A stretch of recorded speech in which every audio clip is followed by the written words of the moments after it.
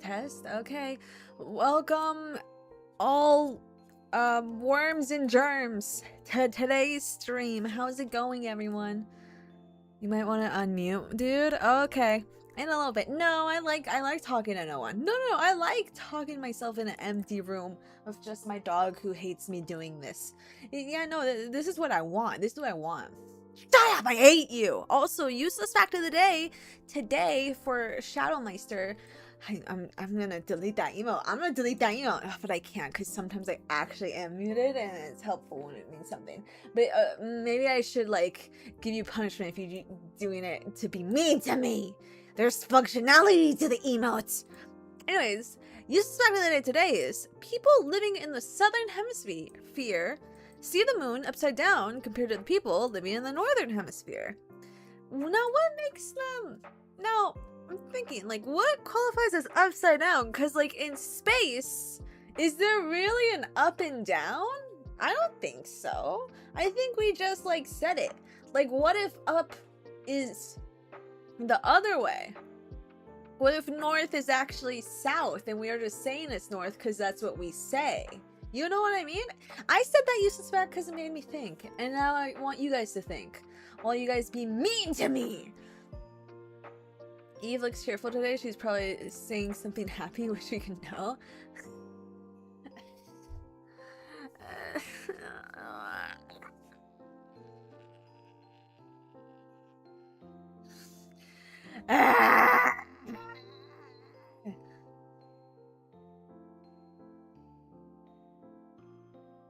How do I...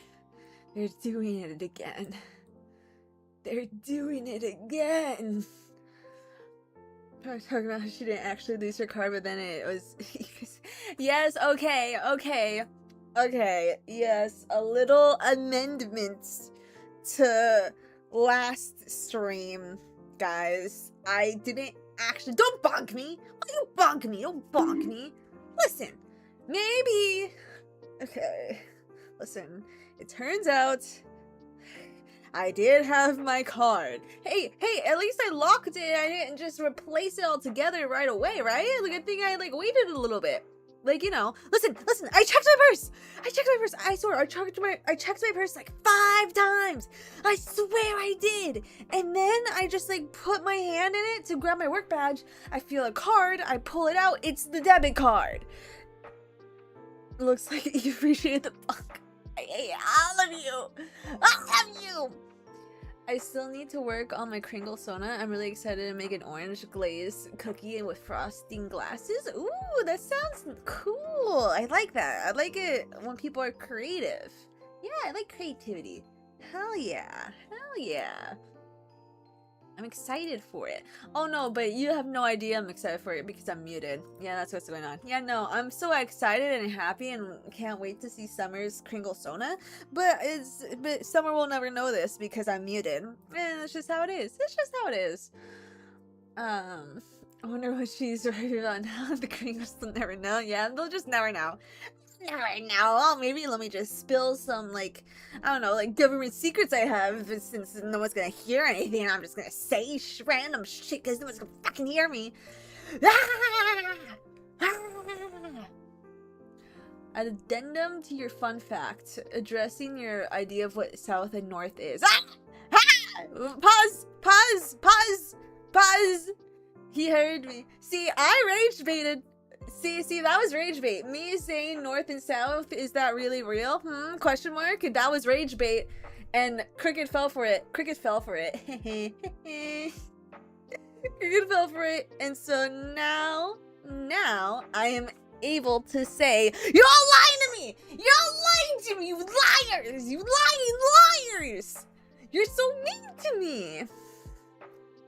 The north side of the magnet is attracted to the southern side of another magnet after all, so technically if you look at Earth as a magnet, its north pole is actually south pole. Yeah, but who says that it's north attracted to the south and not south attracted to north? Who's to say that's how it is? Like, yeah, you're saying like north, but like who dictates what is north, you know? What if it's actually south and we've just been saying north this whole time? See, I'm rage baiting you and you still don't misimprove the point I'm making. So I'm just right. I'm just good at this shit. No, can just read your lips. Shut up! She's probably hate on design client. Dumb? No! You can't say that, everyone you said. Eve, you can't say that. Everything you say is rage bait. Yeah, but that one was on purpose, okay? Not all of it's on purpose. Sometimes I just say things and you guys just get mad, even though I'm right. It's kind of crazy how sensitive you guys can be sometimes. It's okay. I forgave you, though. I forgive you. Okay, so I said we're gonna do a reading stream, and my camera is, like, not set up at all for it whatsoever. So let me... Let me set up a camera without you guys looking. Okay. Did I fix... Okay, so... I did a little bit of off stream, but like I was in the waiting screen for so long, I was like, I might as well. So most of this is me figuring out how to do this without doxing my face, because my camera is currently in the shot. You can also see my YouTube studio. You can see my Steam Deck, which I don't really like. I kind of just want you guys to see just the book. That's kind of the whole point of the stream, right? I don't really want anything else on the screen. Okay. It is kind of hard in my face, but... Oh, okay. That's my face. So if I do that, you would see my face. Like this.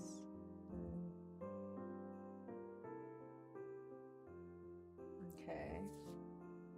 You're gonna probably have to see a little bit of my face tracking shit. Maybe I can move this. Maybe I can move this here. Just for now. Just temporarily. Oop. Okay, wait. And then maybe I can move these little guys over here. Oh wait, this is actually kind of cool.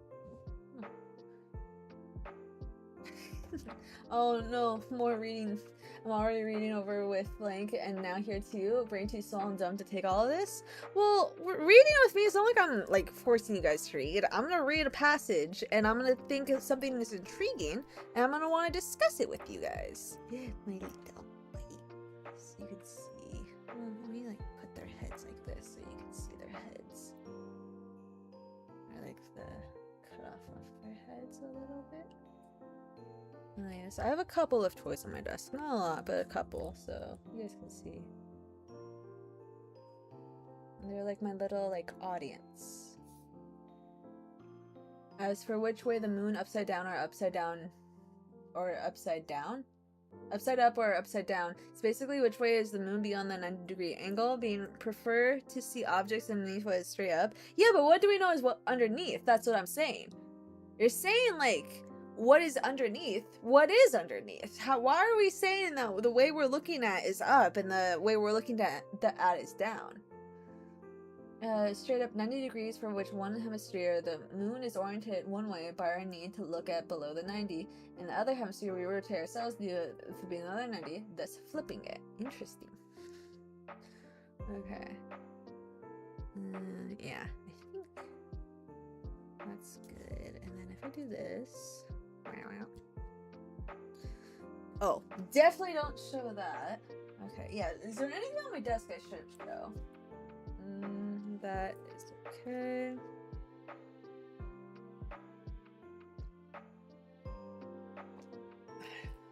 Water. I have my wheat thins. Okay, I kind of just want to get in. I want this to be a short stream. Tomorrow, guys, tomorrow is the first day I'm having a guest over that is not immediate family. And it's not my best friend. It's actually my work friend.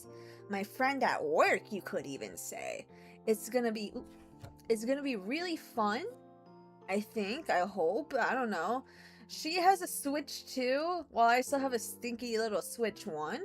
So, she's gonna bring it over, and I think we're gonna play Mario Party is what she has. She doesn't have Mario Kart. She didn't get the Mario Kart bundle, she got the Pokemon ZA bundle, which I haven't asked her. Dude, have I not asked her if she's liked the game? What the hell's wrong with me? I want to ask her if she likes the game or not. Damn. Okay, I think we're ready though. Showed what I mean on Discord, Eve? Okay, hold on. Realize the real lies of your real eyes, Eve. The elves were behind the factory fire. Fuck! I should have known. I should have known. Oh, okay, I see. Oh, because our world is so tilted. Yeah, that's what I assumed. Yeah, no, Cricket, I didn't. Cricket, I know how spheres work. Yeah, I wasn't looking for an explanation for that, but I appreciate you explaining it for the chat. I appreciate you explaining it for the chat.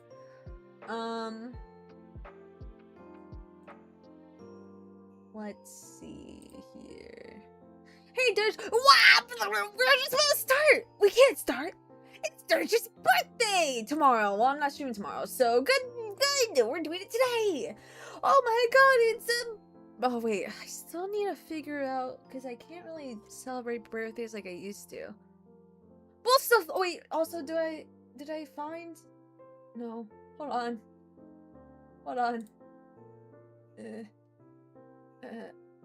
Where is it? Where is it? Where is it? Where is it? Where is it? Okay. I'll just do this, and then I'll just do this. Oh, I'm so smart. I'm so smart. Yeah. Okay, okay. But everyone, stop what you're doing. It is currently Dage's birthday tomorrow. Yay! Hooray! Clap, clap, clap, clap, clap. It's birthday time. Time to celebrate that birthday. I can actually pull, you know what? Let me actually pull up the hand cam right now so you can see what I'm doing when I'm trying to do this. So we used to celebrate birthdays by like me playing a little tune on my quote unquote rib cage. You know, to like sing happy birthday. But I don't have my quote-unquote rib cage anymore. I don't know where it is, actually. So I have something else. I think it's harder to tell.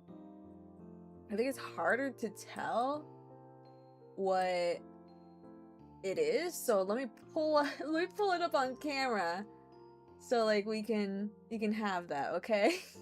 See, like a little in the corner. Happy birthday, Dirge! I hope whatever you do, you have a fun time, right? Yeah? Okay, hold on. I hope you have a lot of fun. Yay! We're gonna celebrate a little bit today. Right there is your cupcake. Everyone gets a slice of cupcake. It's a giant cupcake compared to you guys' chat bubbles, so you should all be able to share.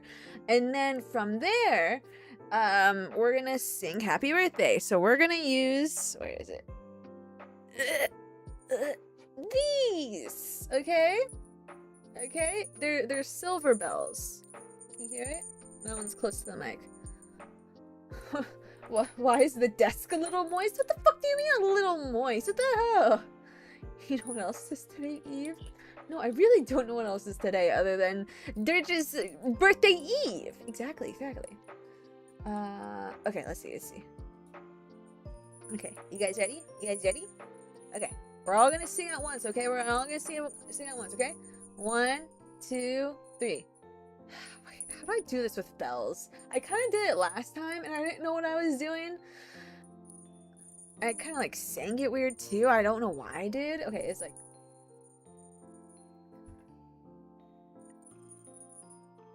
No, Abraham Lincoln's birthday is Monday. That's why everyone has work off Monday. Wait. No! Yeah, it was Monday. That's why no one went to work Monday. The doy? No, it's not today. No, I know how birthdays work. Trust me. I'm the birthday person. I know how birthdays work. February 12th is Lincoln's birthday? Agree to disagree. Okay. Happy birthday to you. Happy birthday to you. Happy birthday, happy birthday, happy birthday to you. Yay! Wow! Yay, Happy birthday! I hope you're gonna have a fun birthday. If not, at least we had a little bit of fun here today. Are you saying, oh my god, Eve, wow, what a great birthday. Oh man, so thankful for Bonnie Eve. Oh man, well that was great. There's still one more thing. One more thing. Never forget, I got you a present. Now you may be thinking, what? There's no present on the screen. That's because I lost the file for the PNG of the birthday present box. So actually, I'm holding it behind my back. And let me pull it out right now. What is it? What could it be? What could I possibly gotten you for your birthday? It's a monkey! I got you a monkey. Happy monkey birthday. If you want the PNG of this monkey, you just DM me and I'll give it to you. If I've given it to you last year because I've been using this for over a year, no I didn't. No. Shut up. I'll make a new one eventually. But for now, this is your monkey. Happy monkey birthday. Hooray, hooray. I think it's a bomb. Shut up. No, it's not. No, it's not. Probably just having fun whiskey and playing Mugenics. Nice. Is Mugenics good? I know people were like looking forward to it. Is it actually really good? Haha, I can't vanish. Okay. But yeah, happy birthday, happy birthday. Let's go. Here, actually, let's just go into the rain stream now. Burp. Alright, where should I be, quote unquote, sitting? Let me try. Burp. Let me try. Right here? I think right here works well, right? Right here? Yeah. Look, Eve, what? What? I got the same monkey from you in January 2025? No idea what you're talking about. No idea what you're talking about at all. Nothing's adding up. No. Okay. Well, here we are, guys. Getting into the reading stream. Fuck! I forgot YouTube chat! I know it's there. Thank God. Okay. Wait. I think people on YouTube, it's funny because you can see a graph. Like, there's no way to disable. I mean, I guess I could change it a little bit. Disable, like, seeing if people have come in the stream, and people have been popping on the YouTube one, seeing we haven't started and leaving. I think that's really funny. Right under the book looks a little moist. No, that's just like damage. That's just like maybe it's like water damage. It's not wet. It's not wet. It just looks like that under the film. Under the film of the screen protector. Yes, yes. You are going to give all the animals different silly voices, right? Right? You want me to do silly voices? Isn't my voice silly enough for you people? Hold on, give me a second. Check something.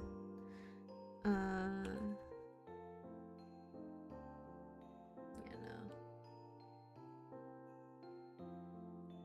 Okay.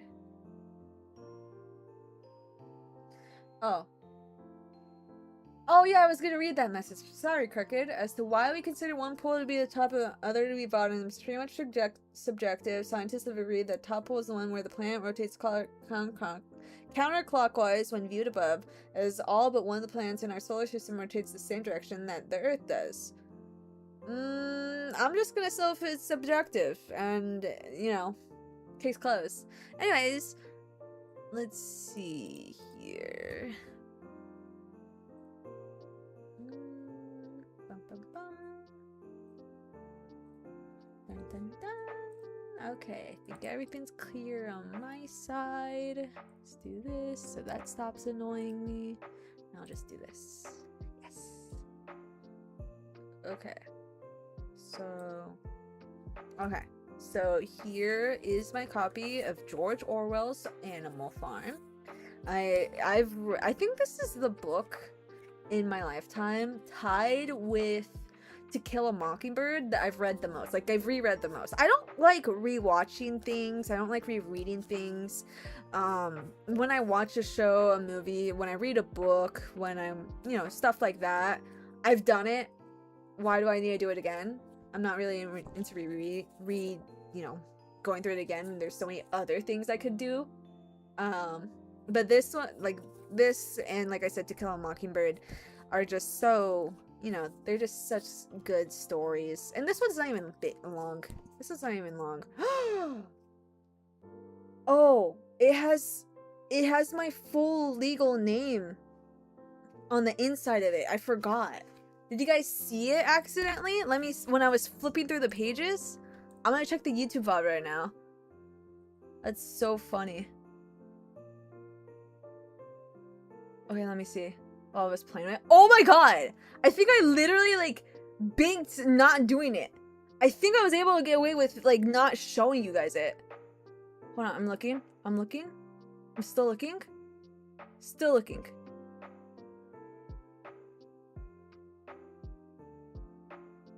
Still looking? Did I actually... What if I accidentally showed it when I was looking at it? I'm still looking. Still looking? Okay.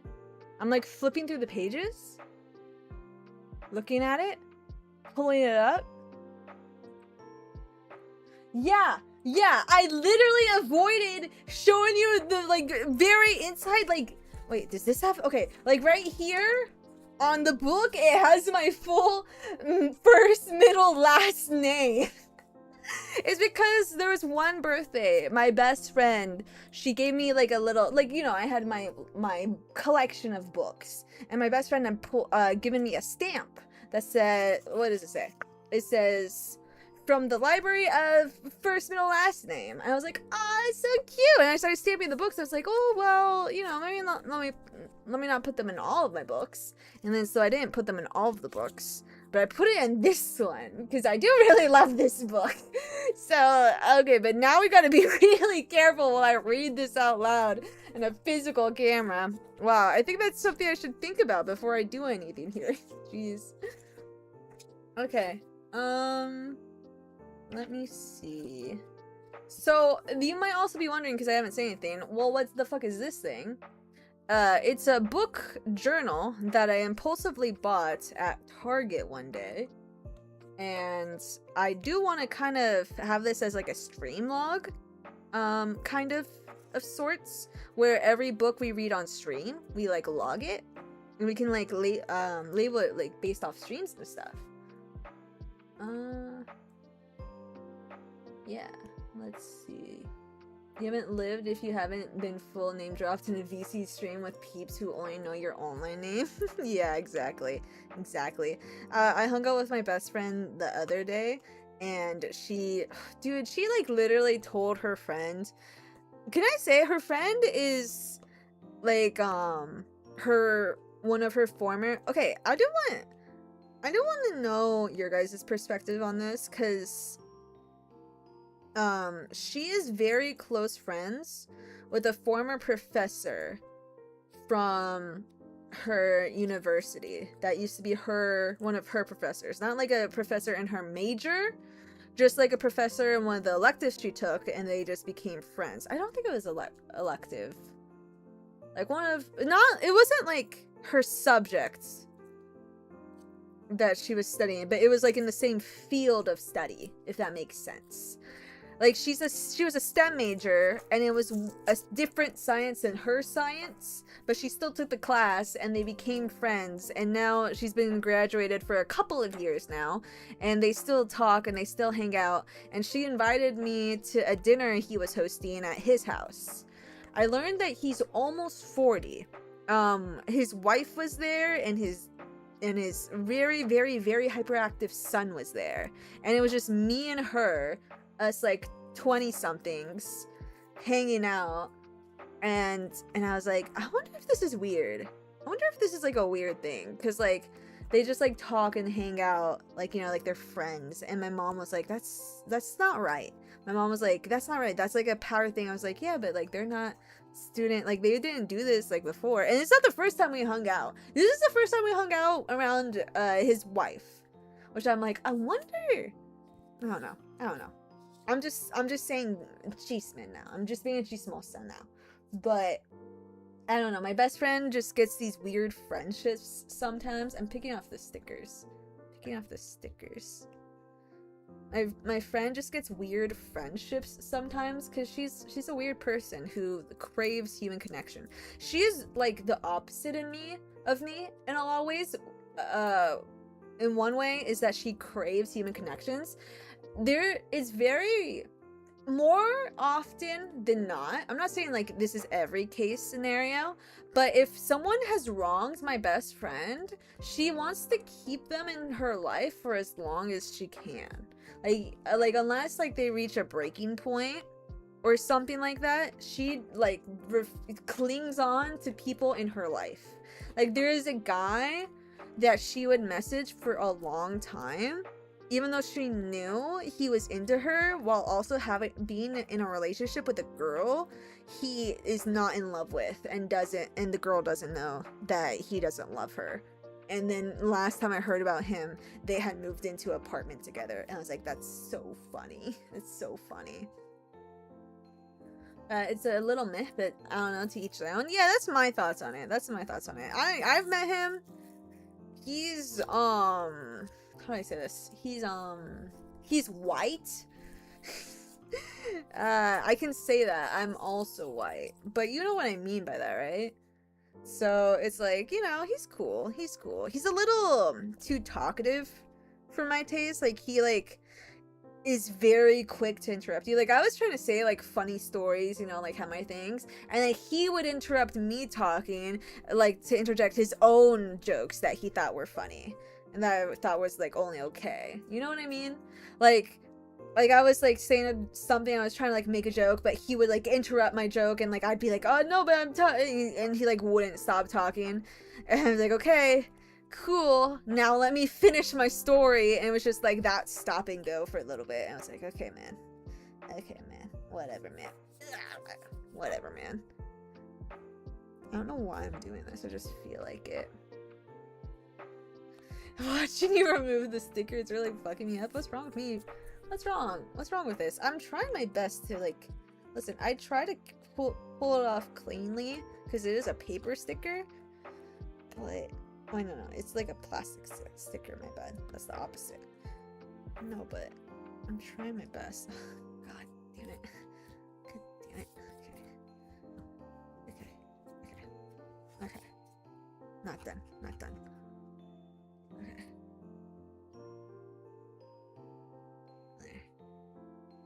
Yeah, I don't want this to be too long of a stream at the end of the day, because one, I've been really tired, like really more sleep deprived than usual recently. I think just like stress and stuff has been really getting to me too. And then I want to, what did I say? I want to clean a lot. I want to clean and maybe see, people have been using the washer dryer units that I like to use. I need to clean my some of my like bathroom rugs, and there's only like one washer that can fit them all, so I really hope I get it. Like your nail polish, thank you. Like how your sweater, shirt, whatever, it has both red and yellow. Yeah. It's can I show you? It's don't hug me, I'm scared merch. Don't hug me, I'm scared. The collar of the shirt is it's the oh no, it's not the collar. The bottom of the shirt. The bottom of the shirt is blue. So yeah. It's cute. Yeah. Let's see here. Let's put yes. See, it's not, what are you gonna say? It's like OCD for you? Like, oh my god, they're not matching colors. No, it's RYB, whatever you call it. Whatever. There's a little stain on this, but hopefully you can't see it that well.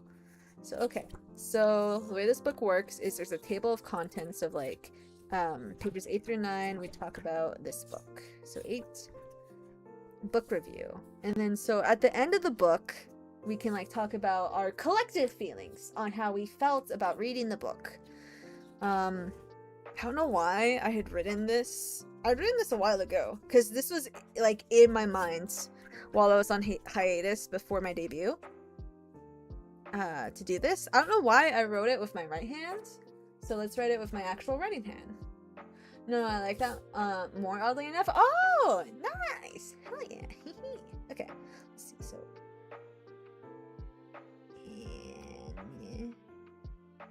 Animal Farm.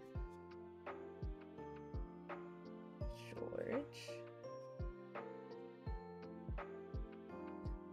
Orwell. Okay. So let's go here, page 8.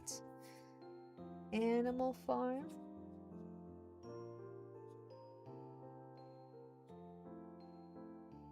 George. Oh, this pen isn't that good. Pencil. It's pushing down on the lead. Don't you hate it when like what even is like the logic to that? Like I'm pushing down too hard and so it pushes the lead. I hate it. Like not it doesn't happen all the time, just sometimes. So let me think. Gotta be careful not to dox myself when I show this book on stream. What genre would you say this book is? Would you just say it's fiction? I'm pretty sure it's just fiction, no? Animal Farm. Wikipedia. Is a satirical... That's just Wikipedia. Let's just look up genre. It says it's fable, satire, novella. This is Google. Is there like... What is like...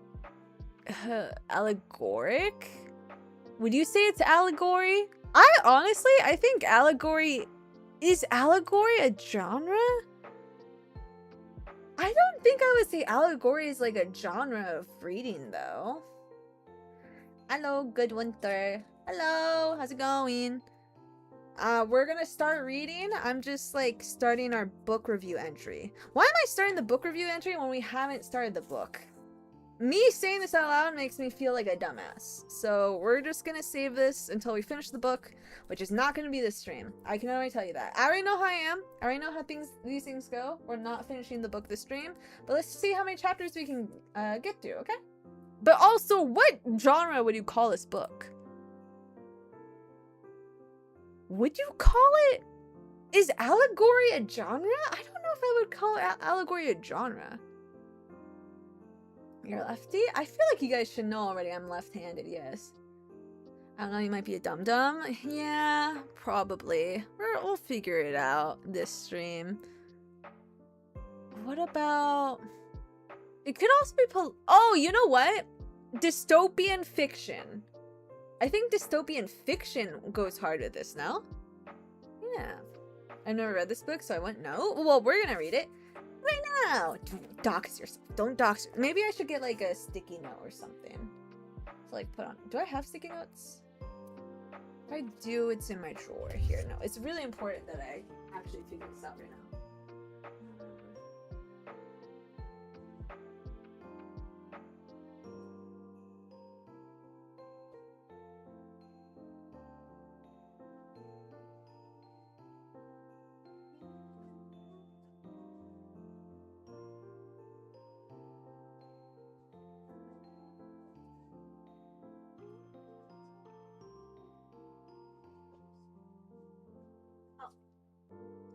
Okay, I found sticky notes. Give me a second.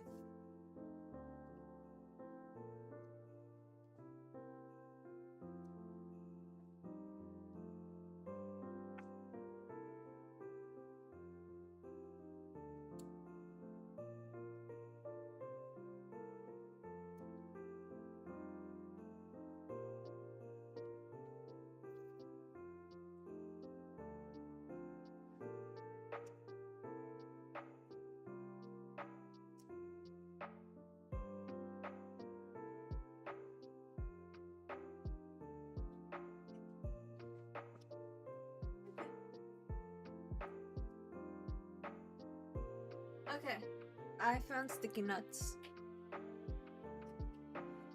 I can no longer be here? What do you mean can no longer be here? What the fuck happened? What's going on? Why you hate me? What you okay, so now we're actually gonna read a book and you refuse to be here? Interesting. Very anti-intellectual of you, Shadow. Didn't peg you for the type, honestly. That's crazy. It's crazy.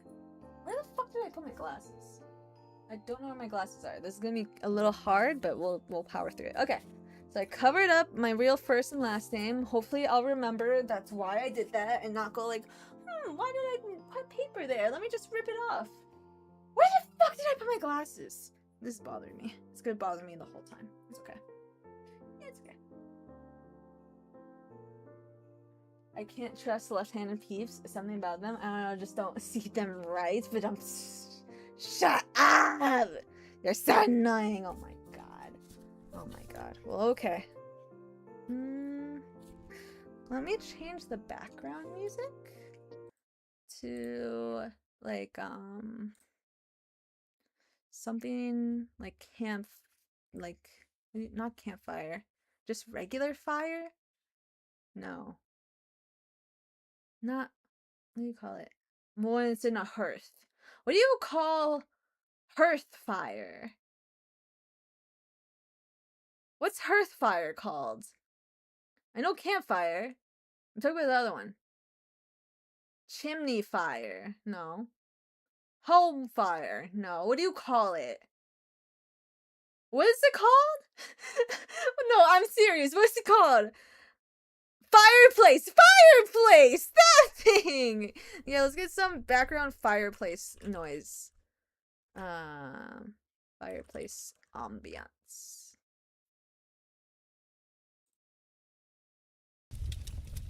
There you go. It might be a little too loud.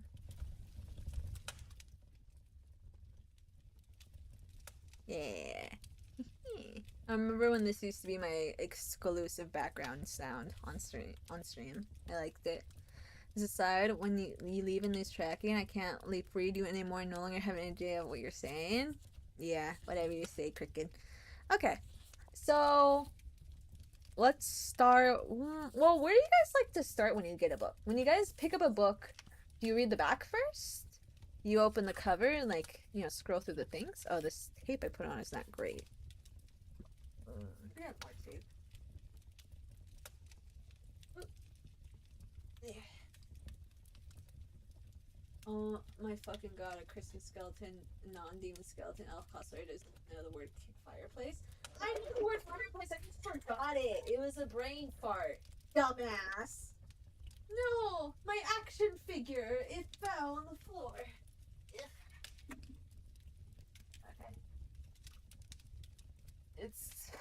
It's not been an hour yet. You can't say hour of doing nothing yet. Okay. Sorry, I'm just getting more tape.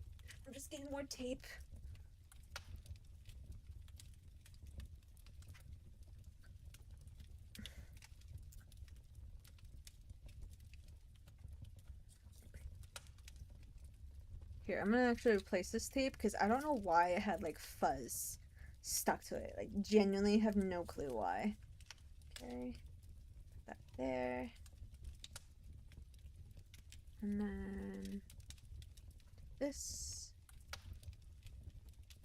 Put this here. Okay, cool. Now we can open this. So I kind of want to start. Let's start with reading the back. How's that? Because that's where I like to start when I grab a book. Reading the back and seeing what the back summary says. I'm just linked to Eve since I'm a shadow, so I can always hear her thoughts and speech. And oh, Eve, Jesus Christ. Okay. The farm is taken over by its overworked, mistreated animals. With flaming idealism and stirring slogans, they set out to create a paradise of progress, justice, and equality. Thus, the stage is set for one of the most telling satirical fables ever penned. I guess that's what we can call it, a fable, no? A razor-edged fairy tale for grown-ups that record the evolution from revolution against tyranny to a I know how to say this. I know how to say this word. Okay, guys, don't judge me. Totalitarianism, just as terrible. When Animal Farm was first published, Stalinist Russia was seen as its target. Today, it is devastatingly clear that wherever and whenever freedom is attacked, under whatever banner, the cutting clarity and savage comedy of George Orwell's masterpiece have a meaning and message still ferociously fresh. Yeah! I think I can make do by using the camera vibrations to interpret the sound vibrations and hear her this way. Of course, of course. Let me see. Yeah, A Fairy Story by George Orwell. This is a little information about Orwell that maybe we should read.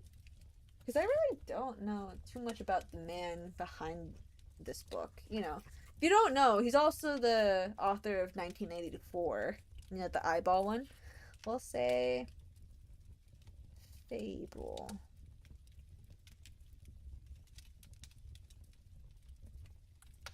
Dash dystopian fiction. Because I think both are good descriptors. Yeah. Okay. Okay, we're gonna pull that back out whenever we're done with this. Which might be 3 months from now. Who knows? I wanna try to finish it. It's not that long. But I'm bad at finishing things, as we all know. Real talk about Eve. What's that cutie in the corner? I know you're not talking about that. No, this is Ina. This is Minto. And this is Wirt. And this is Greg. Well, Greg can go here, because Wirt's pointy hat gets in the way. Yeah. Just to be clear, I'm at top right now, bottom left. I knew it. I knew the joke. I saw the joke a mile away. Trust me. I was there already. Shay. Okay. Oh, is the fireplace too loud for you guys, by the way? And just really quick check-in. Would you say it's too loud? Okay. So George Orwell, pseudonym of Eric Blair, 1903 to 1950, was born in Bengal and educated at Eden. Those cities mean nothing to me. What the fuck is Bengal? Google. Bengal.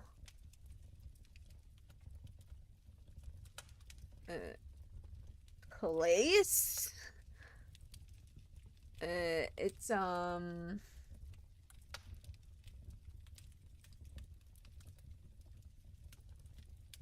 oh, just South Asia? Okay, yeah, South Asia. After service with the Indian Imperial Police in Burma, he returned to Europe to earn his living penning novels and essays. He was essentially a political writer who focused his attention on his own times, a man of intense feelings and fierce hates. Oh, an opponent of totalitarianism.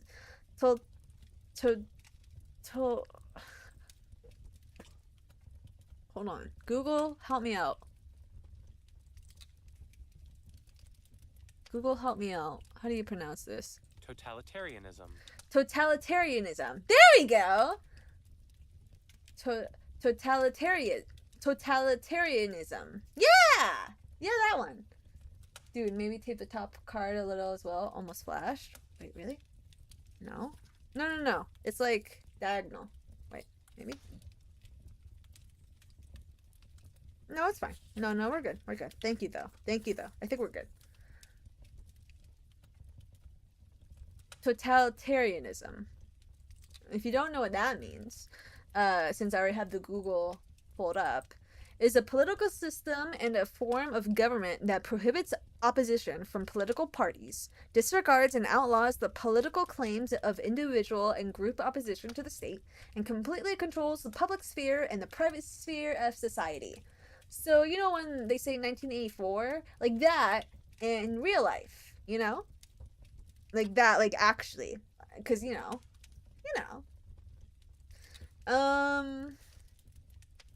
He served in the loyalist forces in the Spanish Civil War. Beside his classic Animal Farm, His works include a novel based on his experiences as a colonial policeman, Burmese Days, two first-hand studies of poverty, Dawn and Out in Paris and London, and The Road to Wigan Pier, an account of his experience in the Spanish Civil War. Homage to Catalonia, in the extraordinary novel of political prophecy whose title became part of our language, 1984. Prize-winning journalist and essayist Russell Baker was born in Virginia in 1925. Okay, why do we care? Why do we have... What? Sometimes Grant appears author of the books. Is he like an editor of this book? Also, wait, hold on. There's another name. Wait. Born in 1917 during war. British. He died in... Okay, wait. Why do we care? Oh! That's right. Okay, so this is Animal Farm, A Fairy Story by George Orwell, with a preface from Russell Baker and an introduction by C.M. Woodhouse. Are we gonna read the preface, and the introduction? I think we do. So let's read their biographies. E, for real, a trick to help pronounce words. Look at a word's syllables and say them backwards. For some reason, most people, if they force the syllables in reverse order in their head, going forward becomes easy. Okay. Wait, what do you mean? Look at a word syllables and say them backwards. Well, okay, but then I would have to figure out the syllables, and that's too hard. I would have to like I can't figure out the how would I figure out the syllables just by looking at the word without saying the word? That doesn't make any sense to me. That doesn't make any sense to me. Okay. Let's read biography. So the introduction was written not the introduction. The preface was written by Russell Baker. Prize-winning journalist and essayist Russell Baker was born in Virginia in 1925. The longtime author of the New York Times Observer column, he has twice won the Pulitzer Prize, in 1979 for distinguished commentary and in 1983 for his memoir, Growing Up. He's the author or editor of more than 15 other books, including Russell Baker's Book of American Humor and The Good Times. He is a member of the American Academy of Arts and Letters, and from 1993 to 2004 was host of PBS's Masterpiece Theater. Oh, he did television or radio or something. Cool. Just get good, Eve. Shut up! You know what? That's something I'll deal with next stream. I don't really like the lighting of my room right now. I think it's kind of ugly lighting. I think I know how to fix that, but it'll be too much work, and we're always so deep into the stream. That'll just be a next stream thing I'll fix.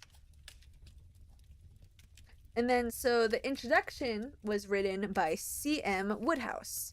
He was born May 11th, 1917, in London, England. During World War II, he led the British military mission in German-occupied Greece and later served 2 terms in the British Parliament. In addition to many books on modern British and Greek history, he wrote an acclaimed memoir, Something Ventured. He died February 13th, 2001. Different century, Eve.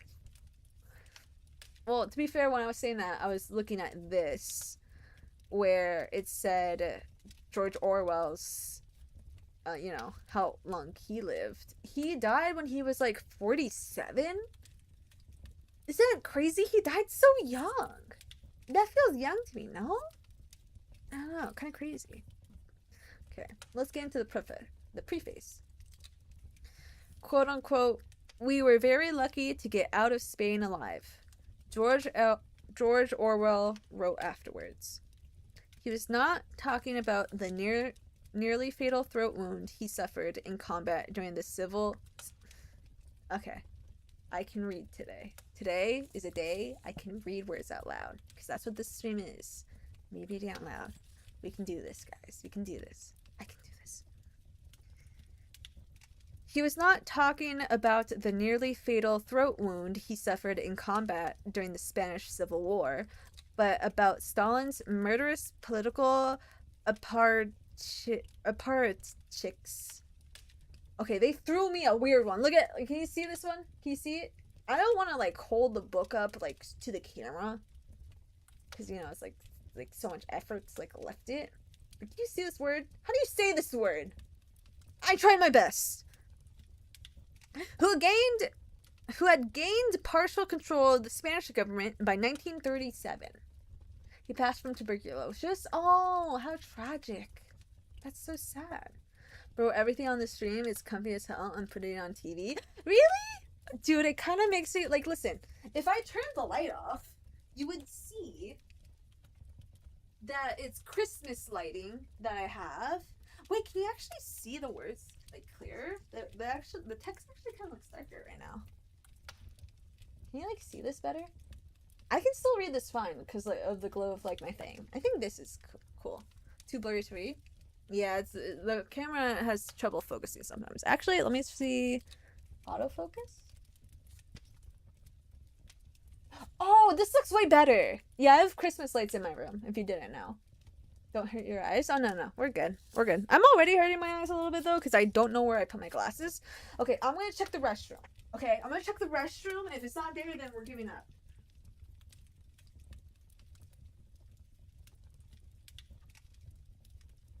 It's not there.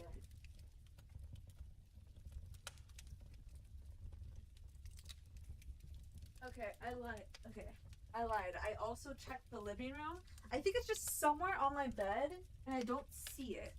And I think I'm blind because I'm not wearing my glasses. Oh yeah. Okay, I got my glasses. Okay, yes, they are expensive. You're right. I shouldn't just buy expensive frames and then not use them. You're right again. Whatever. Okay. Okay. Maybe we'll start over. Let's start over, shall we? With the preface. We were very lucky to get out of Spain alive, George Orwell wrote afterwards. He was not talking about the nearly fatal throat wound he suffered in combat during the Spanish Civil War, but about Stalin's murderous political apparatchiks, who had gained partial control of the Spanish government by 1937. He had gone to Spain to fight for the government because he thought it represented political decency, and his belief in the importance of political decency had nearly been the end of him.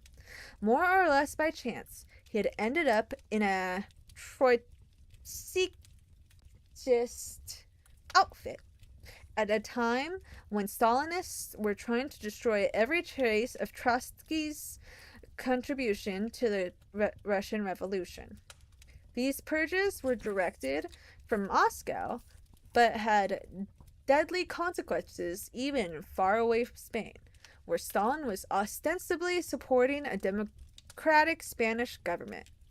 Many of our friends were shot, and others spent a long time in prison or simply disappeared, Orwell recalled in his preface to a 1947 Ukrainian language edition of Animal Farm. Oh, interesting. If you want well-priced glasses. No, I'm okay.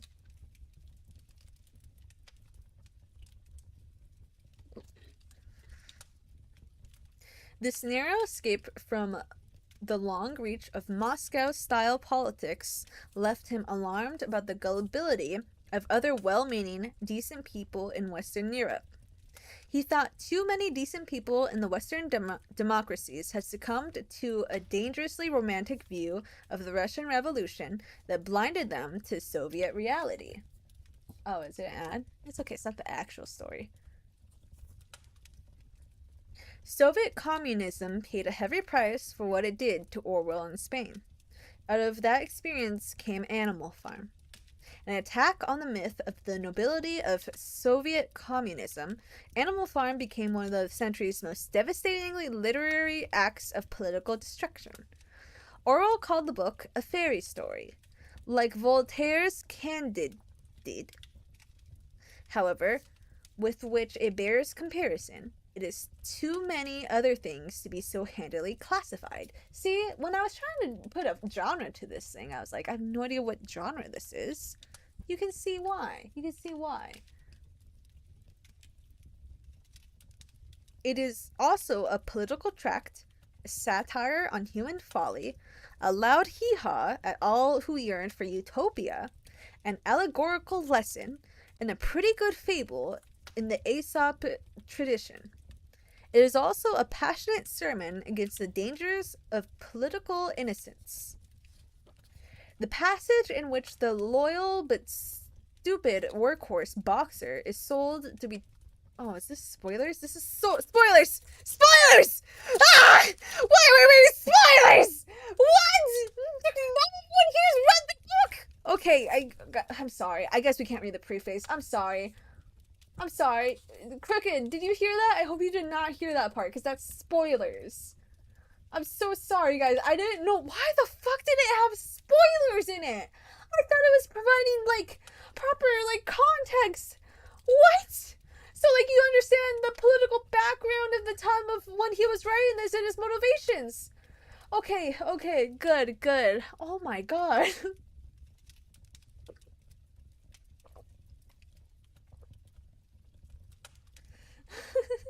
I love how both my Oshis don't wear their glasses and they read and they complain. Shut up! Complain about iPhone, whatever. I got it now, don't I? I think it's still, like, bad camera quality, but I think it's the camera in general. It's okay.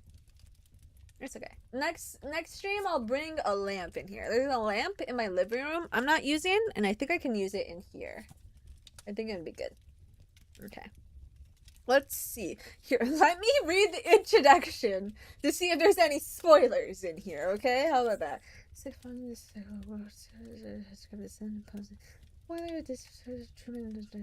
World martial law. According to President Truman, it was not known that Stalin beneath the rule of men when carrying great sufficient died of mere conscious 1936 especially when he realized the first episode was bound my way refused in fact there was a lover of words and American disease. That's it. There's just sense of preservability but the first source is not it works for better script a kid boy and sleeping beast and then puppets silhouettes and Vincent Manning. But Plato. No. Okay. God save the Queen. August 19th. Animal form. Prince Tristan's nagging. There is no denying it, but they're not gonna go ask. It's not like a cabin. The community is changing. 1954. I think we're just gonna be safer and sorry and just start reading the story. Let's save the introduction to after we're done. How about that? Okay. Yeah. I don't want you guys to be spoiled if you generally don't remember or haven't read this book before, because it's a really good book. Both my glasses that I own cost between 40 to 60 bucks. It has blue light protection, scratch protection, etc. and works. Price included both the lenses and frames. I highly recommend Firmoo for any and every glasses wearer. I'll open a tab. Oh my god, can you tell I opened a Google tab because everything lit up? Maybe I should keep this open so that, like, it looks a little brighter. Okay. I'll have it open. Ah! God, the sight does blind me a little bit in the dark room. I'll have it open and I'll see. Maybe I will order something. If it's actually gonna be 40, 60 bucks, Crooked, maybe I'll order something next paycheck. Because I think new frames. It's just because I do need to find my written prescription though. And I did just start scrolling looking at the frames right now because I'm crazy. Do they have any red frames? Well, I have like a specific like frame shape that I like. It's like the one. I like.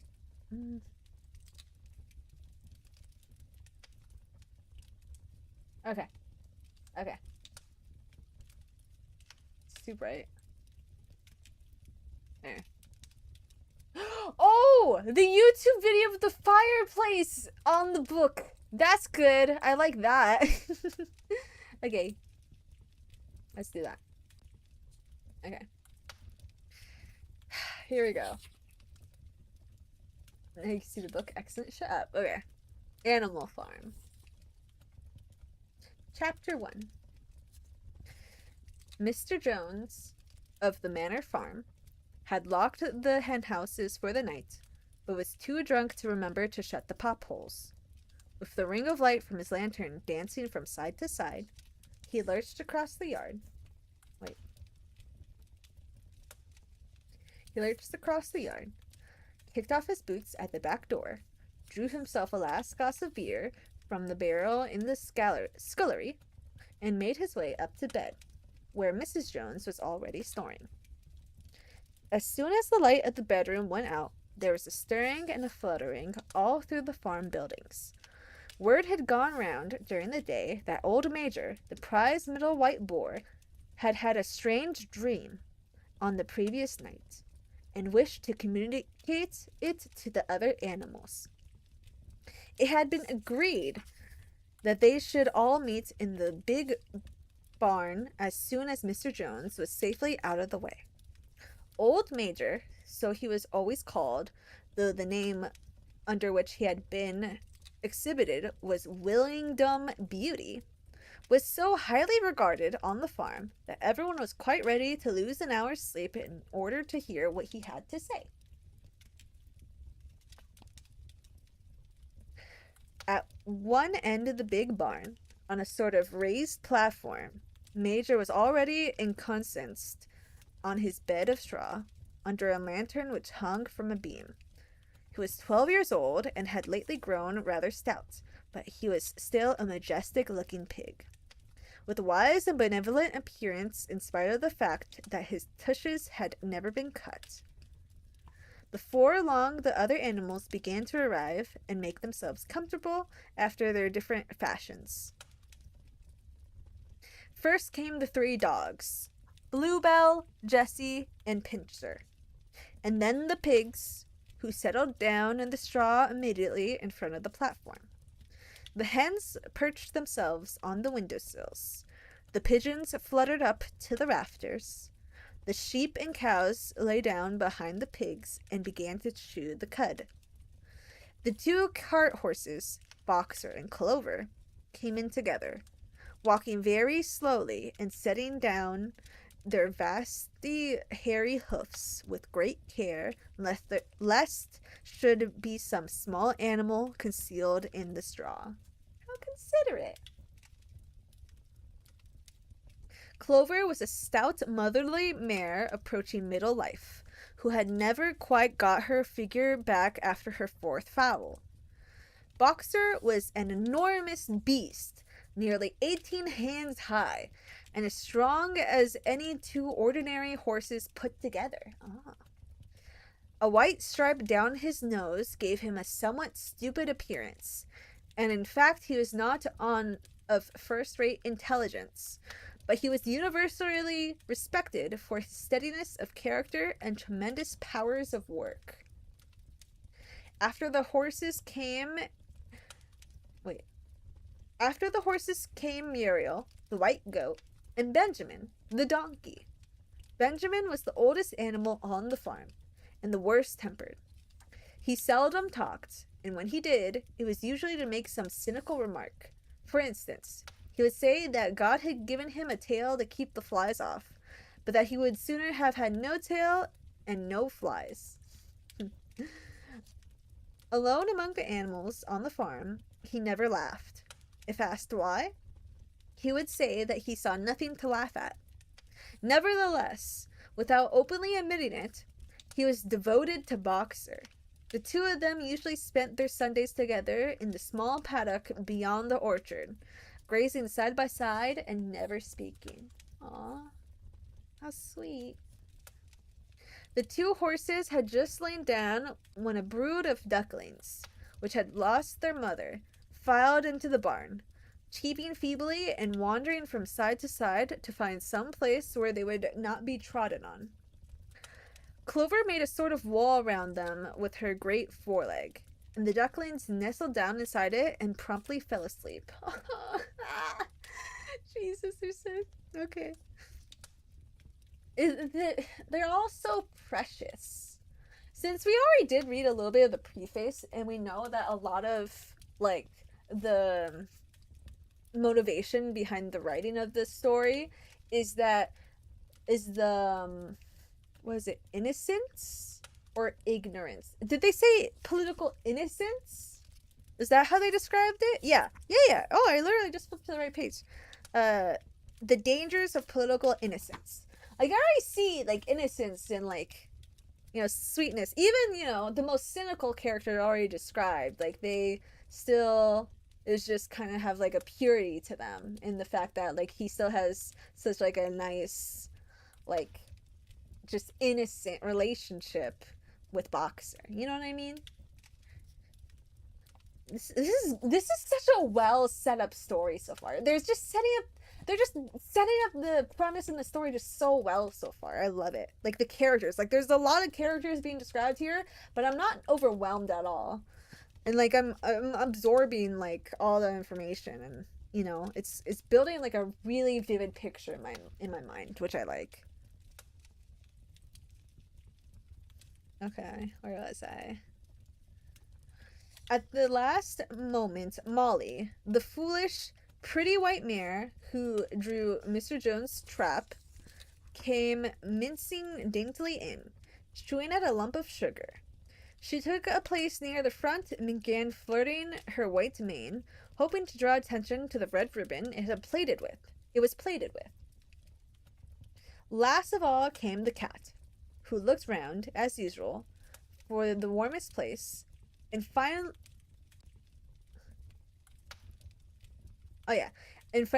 squeezed herself in between Boxer and Clover. There she purred contentedly throughout Major's speech without listening to a word of what he was saying.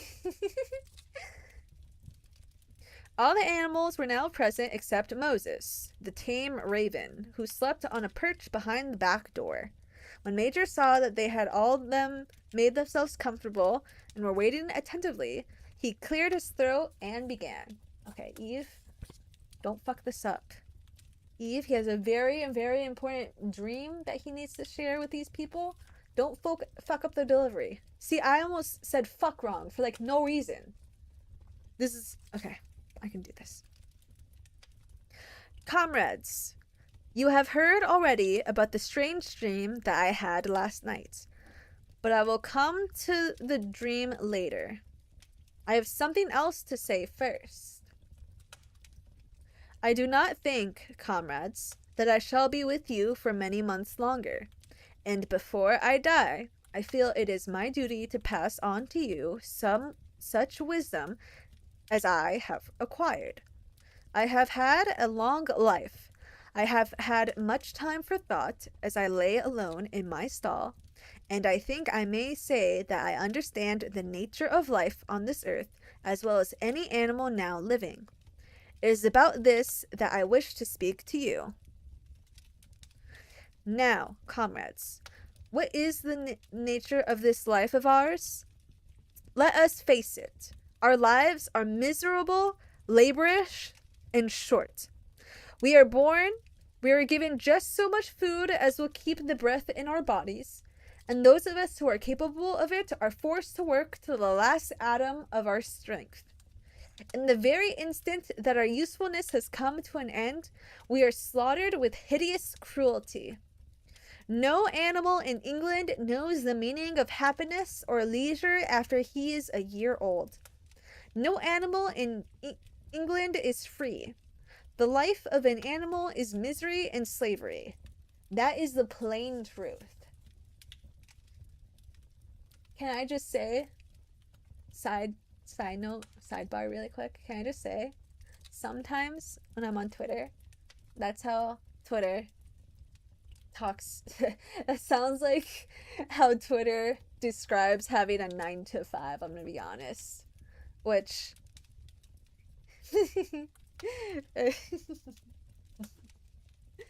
okay. But is this simply part of the order of nature?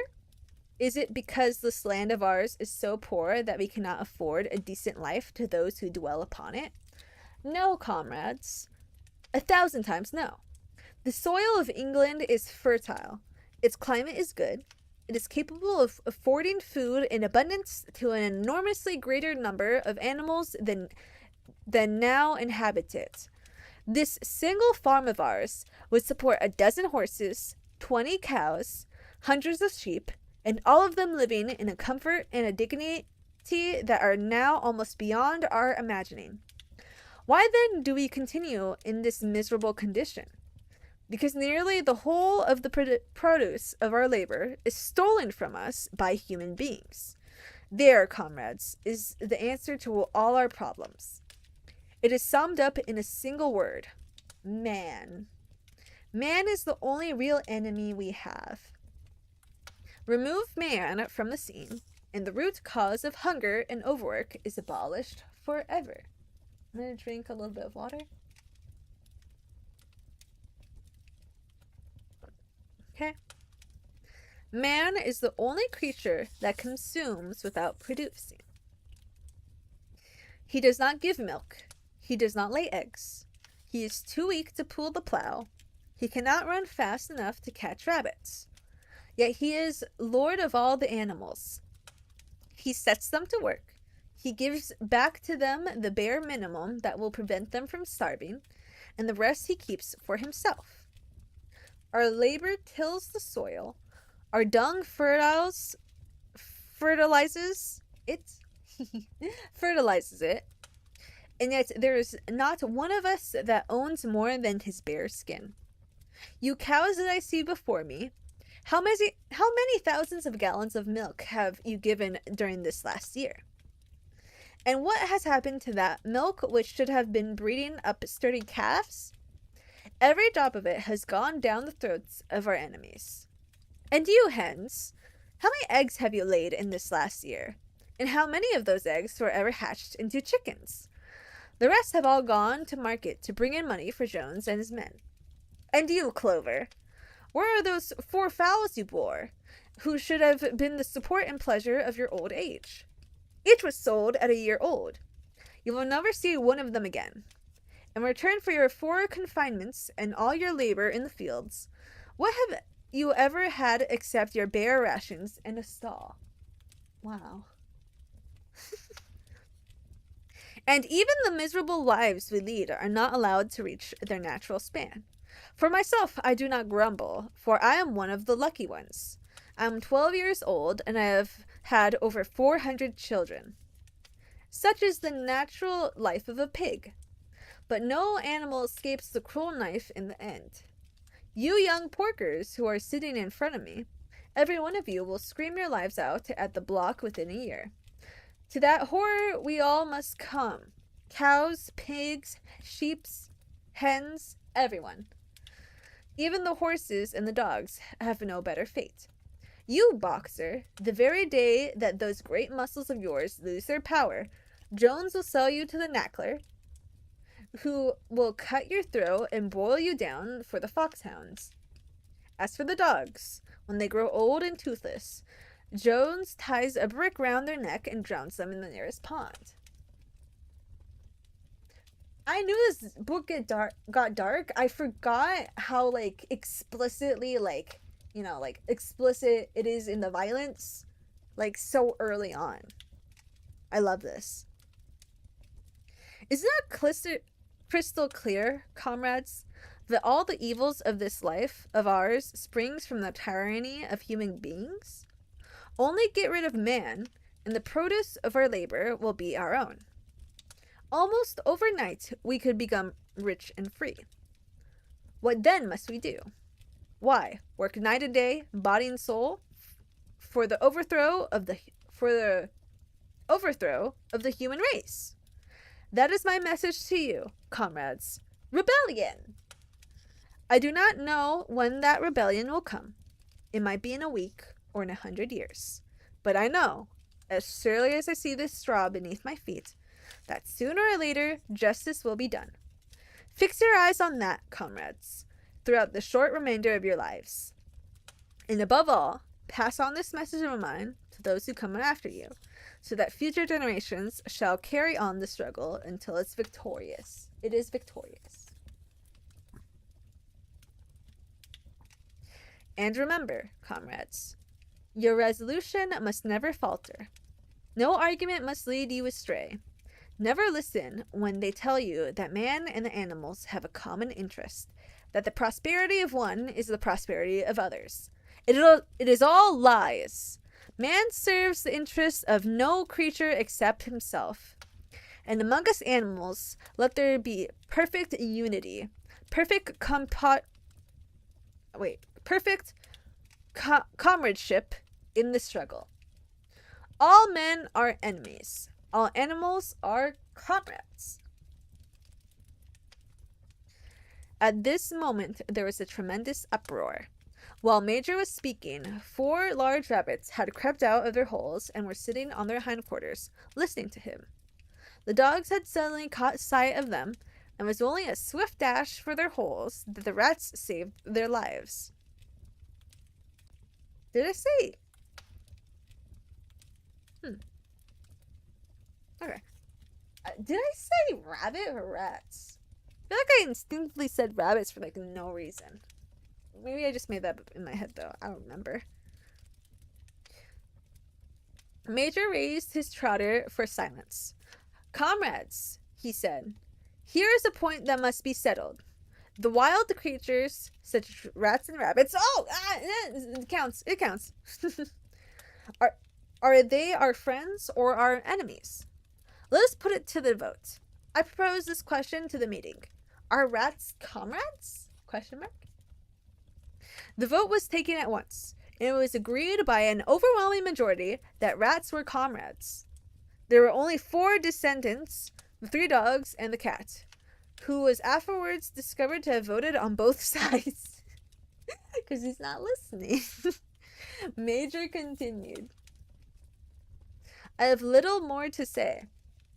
I merely repeat, remember, always your duty of enmity towards man and all his ways. Whatever goes upon 2 legs is an enemy. Whatever goes upon 4 legs, or has wings, is a friend.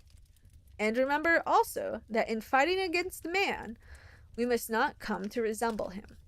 Even when you have conquered him, do not adopt his vices. No animal must ever live in a house, or sleep in a bed, or wear clothes, or drink alcohol, or smoke tobacco, or touch money, or engage in trade. All the habits of man are evil. And, above all, no animal must ever tyrannize over his own kind. Weak or strong, clever or simple, we are all brothers. No animal must ever kill any other animal. All animals are equal. And now, comrades, I will tell you about my dream of last night. I cannot describe that dream to you. It was a dream of the earth as it will be when man has vanished. But it reminded me of something that I had long forgotten. Many years ago, when I was a little pig, my mother and the other sows used to sing an old song of which they knew only the tune and the first 3 words. I had known that tune in my infancy, but it has long since passed out of my mind. Last night, however, it came back to me in my dream. And what is more, the words of the song also came back. Words, I am certain, which were sung by the animals of long ago and have been lost to memory for generations. I will sing you that song now, comrades. I am old and my voice is hoarse, but when I have taught you the tune, you can sing it better for yourselves. It is called Beasts of England. Can I just say, when I'm reading books, sometimes I want to interject and give little quirks, quirky comments or observations that can be silly to break up we're reading such a good book. I've had a lot of those comments in my head that I've wanted made, and I stopped myself from making them because I just respect this story so much that I don't want to like belittle its message in any shape or form by like making like a dumbass joke just like, you know, in the middle of it. Like, no, I respect this book too much for like making like dumbass like observations that like are so like, you know, dumb. You know what I mean? So if I'm just like reading the book and not being entertaining outside of that, then like, you know, I just really love this book and I just really want to read it. um Old Major cleared his throat and began to sing. As he had said, his voice was hoarse, but he sang well enough, and it was a stirring tune. Something between Clementine and La Cucaracha. What? The words ran, something between Clementine and La Cucaracha? How? I can't hear that in my head. I can't hear that.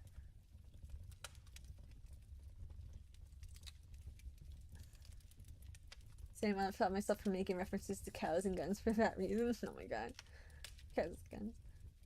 It's been a while since I've bought a real book. Since I got my Kindle, I just read in there. I do want like a screen reader. I think having a screen reader is fun. And I do have like some Audible books that I don't have physically, but it's just something about a physical book is always just preferred to me. I love physical books. Okay. Sorry, I'm really trying to figure out if I should try to sing this, but I don't know how I would. Like, I'm bad when it comes to written song and poem and books. Beasts of... I think I'm just gonna speak it. Sorry, guys. Just imagine a mix between Clementine and La Cucaracha as, like, the tune. The thing is, I don't know what Clementine is. And I know La Cucaracha. And that one's just so, like, upbeat that I feel like that's like a crazy tone in comparison, you know what I mean?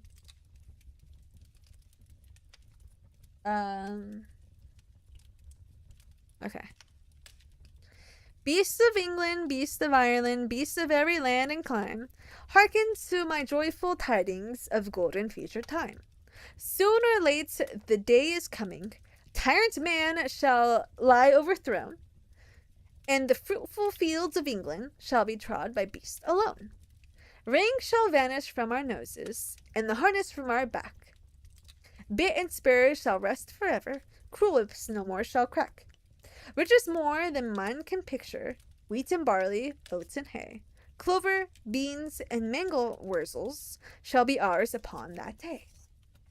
Bright will shine the fields of England, purer shall its water be, sweeter yet blow its breezes on the day that sets us free.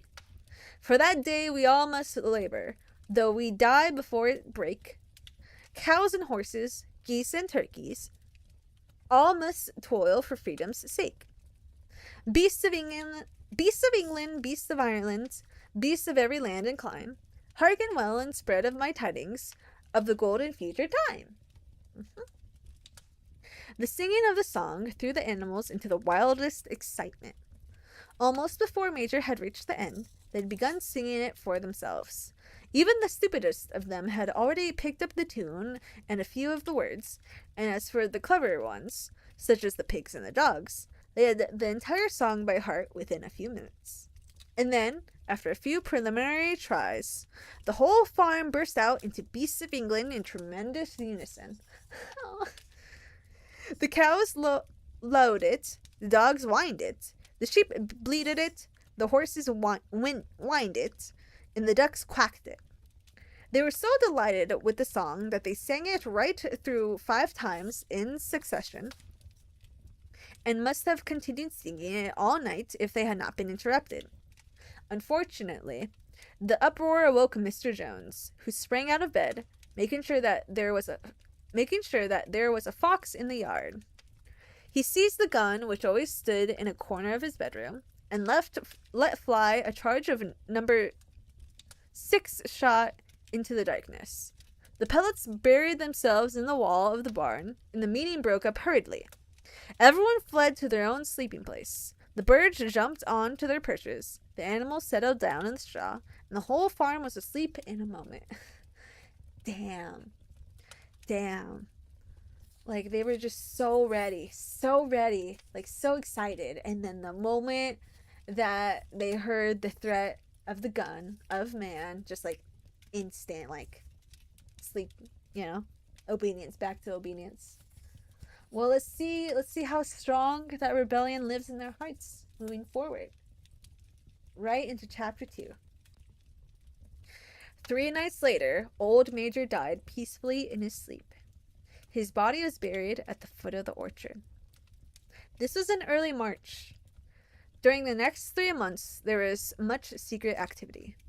Major's speech had given to the more intelligent animals on the farm a completely new outlook on life. They did not know when the rebellion predicted by Major would take place. They had no reason for thinking that would be within their own lifetime, but they saw clearly that it was their duty to prepare for it. The work of teaching and organizing the others fell naturally upon the pigs, who were generally recognized as being the cleverest of the animals. Preeminent among the pigs were 2 young boars named Snowball and Napoleon, whom Mr. Jones was breeding up for sale. Napoleon was a large, rather fierce-looking Berkshire boar, the only Berkshire on the farm, not much of a talker, but with a reputation for getting his own way. Snowball was a more vivacious pig than Napoleon, quicker in speech and more inventive, but was not considered to have the same depth of character. All other male pigs on the farm were porkers. Oh, wait. And I just realized, Snowball, perfect description of a protagonist. IMO. Like, the personality of, like, a proper, good, like, male protagonist. All the other male pigs on the farm were porkers. The best known amongst them was a small fat pig named Squealer, with very round cheeks, twinkling eyes, nimble movements, and a shrill voice. He was a brilliant talker, and when he was arguing some difficult point, he had a way of skipping from side to side and whisking his tail, which was somehow very persuasive. So cute. The others said the Squealer that he could turn black into white. Wow.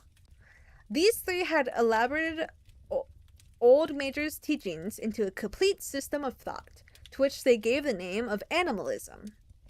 Several nights a week, after Mr. Jones was asleep, they held secret meetings in the barn and expounded the principles of animalism to the others. At the beginning, they met with much stupidity and apathy. Some of the animals talked of the duty of loyalty to Mr. Jones, whom they referred to as Master, or made elementary remarks such as, "Mr. Jones feeds us. If he were gone, we should starve to death." Others asked such questions as, "Why should we care what happens after we are dead?" Or, "If this rebellion is to happen anyways, what difference does it make whether we work for it or not?" And the pigs had great difficulty in making them see that this was contrary to the spirit of animalism. The stupidest questions of all were asked by Molly, the white mare. The very first question she asked Snowball was, "Will there still be sugar after the rebellion?" "No," said Snowball firmly. "We have no means of making sugar on this farm. Besides, you do not need sugar. You will have all the oats and hay you want." "And shall I still be allowed to wear ribbons in my mane?" asked Molly. "Comrade," said Snowball, "those ribbons that you are so devoted to are the badge of slavery. Can you not understand that liberty is worth more than ribbons?" Molly agreed, but she did not sound very convinced. The pigs had an even harder struggle to counteract the lies put about by Moses, the tame raven. Moses, who was Mr. Jones's especial pet, was a spy and a talebearer, but he was also a clever talker. He claimed to know of the existence of a mysterious country called Sugar Candy Mountain, to which all animals were when they died. It was situated somewhere up in the sky, a little distance beyond the clouds, Moses said. That's so funny. In Sugar Candy Mountain, it was Sunday 7 days a week. Clover was in season all the year round, and lump sugar and linseed cake grew on the hedges. The animals hated Moses, but he told tales and did not work. Oh, okay, no. The animals hated Moses because he told tales and did not work. But some of them believed in Sugar Candy Mountain, and the pigs had to argue very hard to persuade them that there was no such place.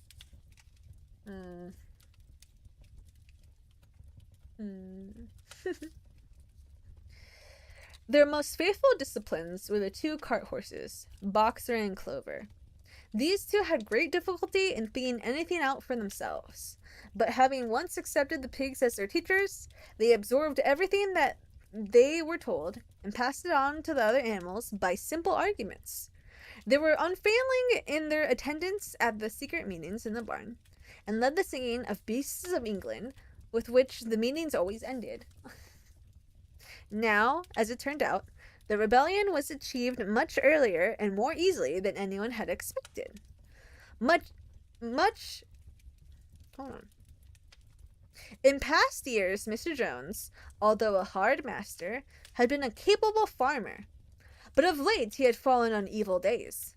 He had become much disheartened after losing money in a lawsuit, and had taken to drinking more than was good for him. For whole days at a time, he was lounged in his Windsor chair in the kitchen, reading the newspapers, drinking, and occasionally feeding Moses on crusts of bread soaked in beer. His men were idle and dishonest. The fields were full of weeds, and buildings wanted roofing. The hedges were neglected, and the animals were underfed. June came, and the hay was almost ready for cutting. On Midsummer's Eve, which was a Saturday, Mr. Jones went into Weldington and got so drunk at the Red Lion that he did not come back till midday on Sunday. The men had milked the cows in the early morning and then gone out rabbiting, without bothering to feed the animals. When Mr. Jones got back, he immediately went to sleep on the drawing-room sofa with the news of the world over his face, so that when evening came, the animals were still unfed. At last, they could stand it no longer. One of the cows broke in the door of the store shed with her horn, and all the animals began to help themselves from the bins. It was just then that Mr. Jones woke up. The next moment, he and his 4 men were in the store shed with whips in their hands, lashing out in all directions. This is more than the hungry animals could bear. With one accord, though nothing of the kind had been planned beforehand, they flung themselves upon their tormentors. Jones and his men suddenly found themselves being butted and kicked from all sides. The situation was quite out of their control.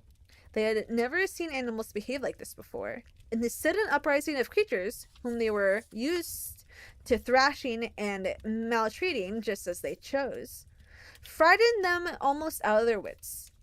After only a moment or two, they gave up trying to defend themselves and took to their heels. A minute later, all 5 of them were in full flight down the cart track that led to the main road, with the animals pursuing them in triumph.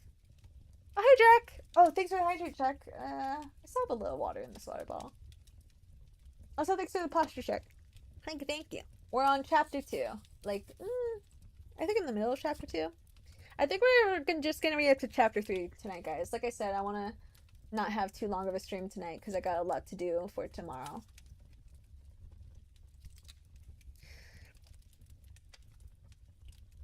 Okay, where were we? Oh yeah, hooray! They did it! Guys, I think it's really interesting. How they built up that, they literally built up that, yeah, we're planning, we're gathering, we're learning, we're building our ideology that will help us cause the rebellion. And, all of that, it must have, helped I don't know. It must have helped in some way with this victory against Mr. Jones. But on the other hand, it kind of gives the impression that it was all just spur of the moment.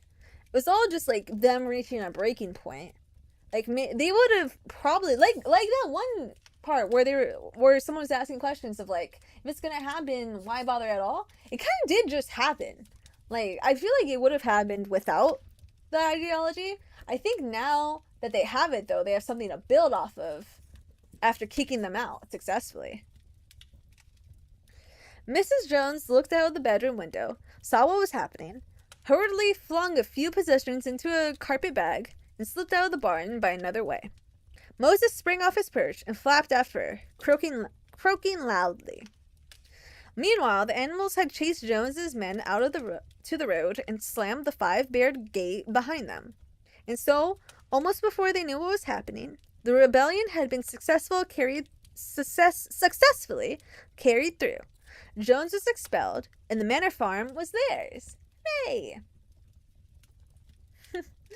Bruh, I'm tired. I thought your reading was a cutscene. No! No, this is like a stream. No, this is like what a stream is. Just like reading a book to you guys. Yeah. No, these are my hands. Hi, this is me. Hi, nice to meet you. Hello. Okay. For the first few minutes, the animals could hardly believe in their good fortune. Their first act was to gallop in a body right round the boundaries of the farm, as though to make quite sure that no human being was hiding anywhere upon it.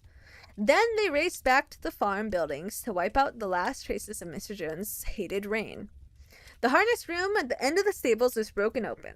The bits, the nose rings, the dog chains, the cruel knives with which Mr. Jones had been used to castrate the pigs and lambs, were all flung down the well. The reins, the halters, the blinkers, the degrading nose bags were thrown on the rubbish fire which were burning in the yard. So were the whips. All the animals capered with joy when they saw the whips going up in flames. Snowball also threw onto the fire the ribbons with which the horses' manes and tails were usually being decorated on market days. Ribbons, he said, should be considered as clothes which are the mark of human being. All animals should go naked. Ew, I hate that word, frickin' Jesus. When Boxer heard this, he fetched the small straw hat which he wore in summer to keep the flies out of his ears, and flung it in the fire with the rest. Look at that. They're all so into it. Hell yeah. In a very little while, the animals had destroyed everything that reminded them of Mr. Jones. Napoleon then led them back to the store shed and served out a double ration of corn to everyone, with 2 biscuits for each dog. Then they sang Beasts of London from end to end 7 times running, and after that they settled down for the night and slept as they had never slept before. But they woke up at dawn as usual, and suddenly remembering the glorious thing that had happened, they all raced out into the pasture together. A little while down the pasture, there was a knoll that commanded a view of most of the farm. The animals rushed to the top of it and gazed round to the clearing morning light. Yes, it was theirs. Everything that they could see was theirs. In the ecstasy of that thought, they gambled, roll round and round. They hurled themselves into the air in great leaps of excitement. They rolled in the dew. They cropped mouthfuls of the sweet summer grass. They kicked up clods of the black earth and snuffed its rich scent. Then they made a tour of inspection of the whole farm and surveyed with speechless admiration the ploughland, the hayfield, the orchard, the pool, the spinney. It was as though they had never seen these things before, and even now they could hardly believe that it was all their own. What's up, Charizard? How's it going? Have you read Animal Farm? If not, we're getting into it. They just won the rebellion. Then they filed back to the farm buildings and halted in silence outside of the farmhouse. That was theirs too, but they were frightened to go inside. After a moment, however, Snowball and Napoleon butted the door open with their shoulders, and the animals entered in single file, walking with the utmost care for fear of disturbing anything. They tiptoed from room to room, afraid to speak above a whisper, and gazing with a kind of awe at the unbelievable luxury, at the beds with their feather mattresses, the looking glasses, the horse chair sofa, the Brussels carpet, the lithograph of Queen Victoria over the drawing room mantelpiece. They were just coming down the stairs when Molly was discovered to be missing. Going back, the others found that she had remained behind in the best bedroom. She had taken a piece of blue ribbon from Mrs. Jones's dressing table and was holding it against her shoulder and admiring herself in the glass with in a very foolish manner. Oh, thanks for the hydrate. I don't have any more water. Fuck. I'll hydrate in a bit. Don't worry. The others approached her sharply, and they went outside. The others reproached her sharply, and they went outside. Some hams hanging in the kitchen were taken out for burial, and the barrel of beer in the scullery was stove in with the kick from a boxer's hoof. Otherwise, nothing in the house was touched. A unanimous resolution was passed on the spot that the farmhouse should be preserved as a museum. All were agreed that no animal must ever live there. The animals had their breakfast, and then Snowball and Napoleon called themselves together again. "Comrades," said Snowball, "it is 6:30, and we have a long day before us. Today we begin the hay harvest, but there is another matter that must be attended to first." The pigs now revealed that during the past 3 months they had taught themselves to read and write from an old spelling book which had belonged to Mr. Jones's children and which had been thrown on the rubbish heap. Napoleon sent 4 pots of black and white paint and led the way down to the 5 barred gates they gave on to the main road. Then Snowball, for it was Snowball who was best at writing, took a brush between the 2 knuckles of his trotter, painted out Manor Farm from the top bar of the gates, and in its place painted Animal Farm. This was to be the name of the farm from now onwards. After this, they went back to the farm buildings, where Snowball and Napoleon sent for a ladder,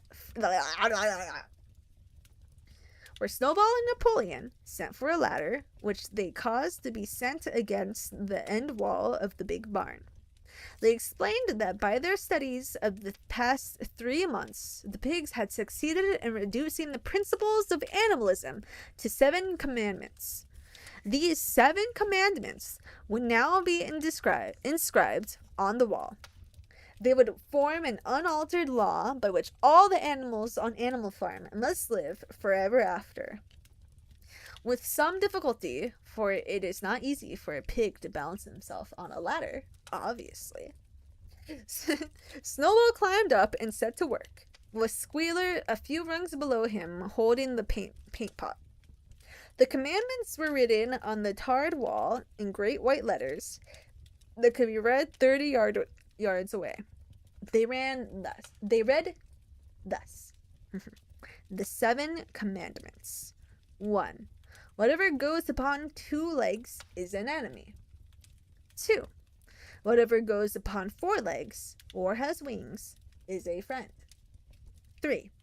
No animal shall wear clothes. 4. No animal shall sleep in a bed. 5. No animal shall drink alcohol. 6. No animal shall kill any other animal. 7. All animals are equal. It was very neatly written, and except that friend was written friend, and one of the S's was the wrong way round, the spelling was correct all the way through. Snowball read it aloud for the benefit of the others. All the animals nodded in complete agreement, and the cleverer ones at once began to learn the commandments by heart. "Now, comrades," cried Snowball, throwing down the paintbrush, "to the hayfield!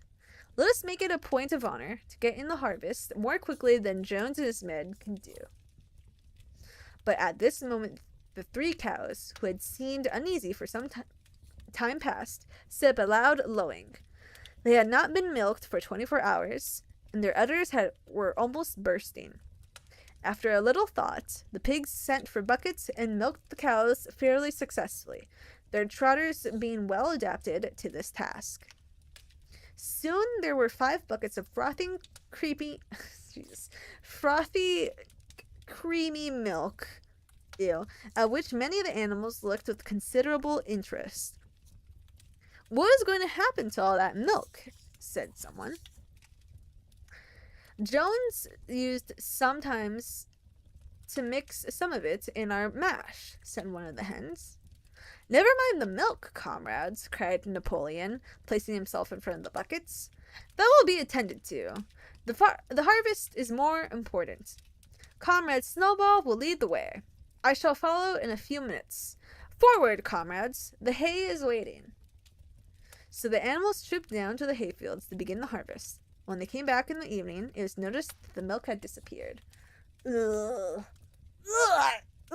Throwing up for 2 reasons. 1, I hate milk. I think milk is disgusting, and you guys going, milk in the chat disgusts me. 2, I think this early characterization of Napoleon is just so well done. It's so well done. Like, if you just took Napoleon by his words, you would have, he and Snowball are great leaders of Animal Farm. That's what you would be interpreting.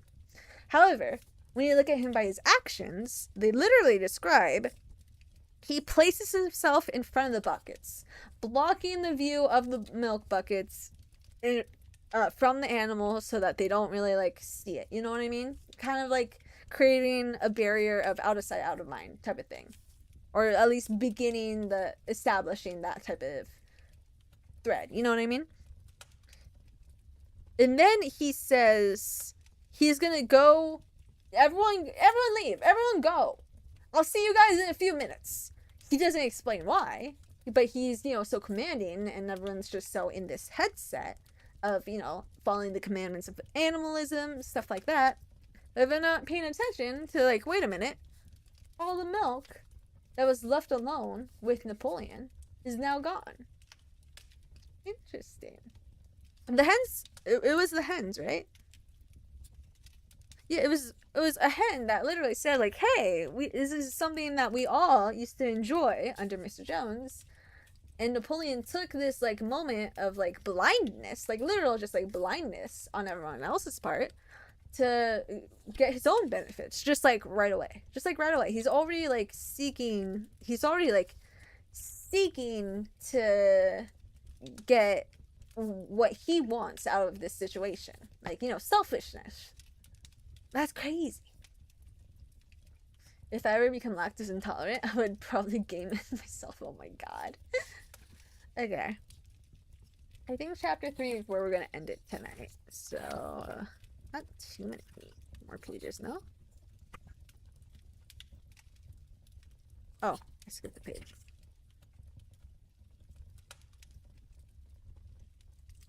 Yeah, just a few more pages. Not too many. How they toiled and sweated to get the hay in. But their efforts were rewarded, for the harvest was an even bigger success than they had hoped. Sometimes the work was hard. The implements had been designed for human beings and not for animals, and it was a great drawback that no animal was able to use any tool that involved standing on his hind legs. But the pigs were so clever that they could think of a way around every difficulty. As for the horses, they knew every inch of the field, and in fact understood the business of mowing and raking far better than Jones and his men had ever done. The pigs did not actually work, but directed and supervised the others. With their superior knowledge, it was natural that they should assume the leadership. Interesting. Interesting. You know, I like. It was a complaint that man didn't do anything. They just commanded everyone to do everything for them. And then now, it's just. Let's Boxer and Clover would harness themselves to the cutter or the horse rack. No bits or reins were needed in these days, of course. And tramp steadily round and round the field, with a pig walking behind and calling out, "Gee up, comrade," or "Woe back, comrade," as the case might be. And every animal, down to the humblest, worked at turning the hay and gathering it. Even the ducks and hens toiled to and fro all day in the sun, carrying tiny wisps of hay in their beaks. In the end, they finished the harvest in 2 days less time than it had usually taken Jones and his men. Moreover, it was the biggest harvest that the farm had ever seen. There was no wastage whatsoever. The hens and the ducks, with their sharp eyes, had gathered up the very last stock, and not an animal on the farm had stolen so much as a mouthful. All through that summer, the work of the farm went like clockwork. The animals were happy as they had never conceived it possible to be. Every mouthful of food was an acute positive pleasure, now that it was truly their own food, produced by themselves and for themselves, not doled up to them by a grudging master. With the worthless, parasitical human beings gone, there was more for everyone to eat. There was more leisure, too, inexperienced though the animals were. They met with many difficulties. For instance, later in the year, when they harvested the corn, they had to tread it out in the ancient style and blow away the chaff with their breath, since the farm possessed no threshing machine. But the pigs, with their cleverness, and Boxer with his tremendous muscles, always pulled them through. Boxer was the admiration of everyone. He had been a hard worker even in Jones's time, but now he seemed more like 3 horses than one. There were days when the entire work of the farm seemed to rest on his mighty shoulders. From morning to night, he was pushing and pulling, always at the spot where the work was hardest. He had made an arrangement with one of the cockerels to call him in the mornings half an hour earlier than anyone else, and would put in some volunteer labor at whatever seemed to be most needed before the regular day's work began. His answer to every problem, every setback, was, "I will work harder," which he had adopted as his personal motto. But everyone worked according to his capacity. The hens and the ducks, for instance, saved 5 bushels of corn at the harvest by gathering up the stray grains. Nobody stole, nobody grumbled over his rations. The quarreling and biting and jealousy, which had been the normal features of life in the old days, had almost disappeared. Nobody shirked, or almost nobody. Molly, it was true, was not good at getting up in the mornings, and had a way of leaving work early in the ground that there was a stone in her foot. You know, like, "Oh God, no, I sprained my ankle. Oh no, I gotta stay on the bench. No," type of deal. And the behavior of the cat was somewhat peculiar. It was soon noticed that when there was work to be done, the cat could never be found. She would vanish for hours on end, and then reappear at mealtimes, or in the evening after work was over, as though nothing had happened. But she always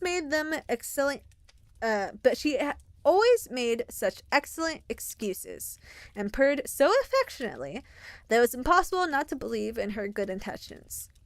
Old Benjamin, the donkey, seemed quite unchanged since the rebellion. He did his work in the same slow, obstinate way as he had done it in Jones's time, never shirking and never volunteering for extra work either. About the rebellion and its results, he would express no opinion. When asked whether he was not happier now that Jones was gone, he would say only, "Donkeys live a long time. None of you have ever seen a dead donkey," and the others would have to be content with this cryptic answer. Interesting. Maybe, what do you think he means by that? do you think he means by that? To me, personally, just initial impression, my initial impression of that is that he's been alive for so long, he's seen basically everything. He sees the patterns of how things are running now, and he has no opinion because, well, you know, he probably doesn't believe that, you know, much change is gonna stick, you know? Yeah. On Sundays, there was no work. Breakfast was an hour later than usual, and after breakfast, there was a ceremony which was observed every week without fail. First came the hoisting of the flag. Snowball had found in the harness room an old green tablecloth of Mrs. Jones, and had painted on it a hoof and a horn in white. That was run up the flagstaff on the farmhouse garden every Sunday morning. The flag was green, Snowball explained, to represent the green fields of England, while the hoof and horns signified the future republic of the animals which would arise when the human race had been finally overthrown. So optimistic.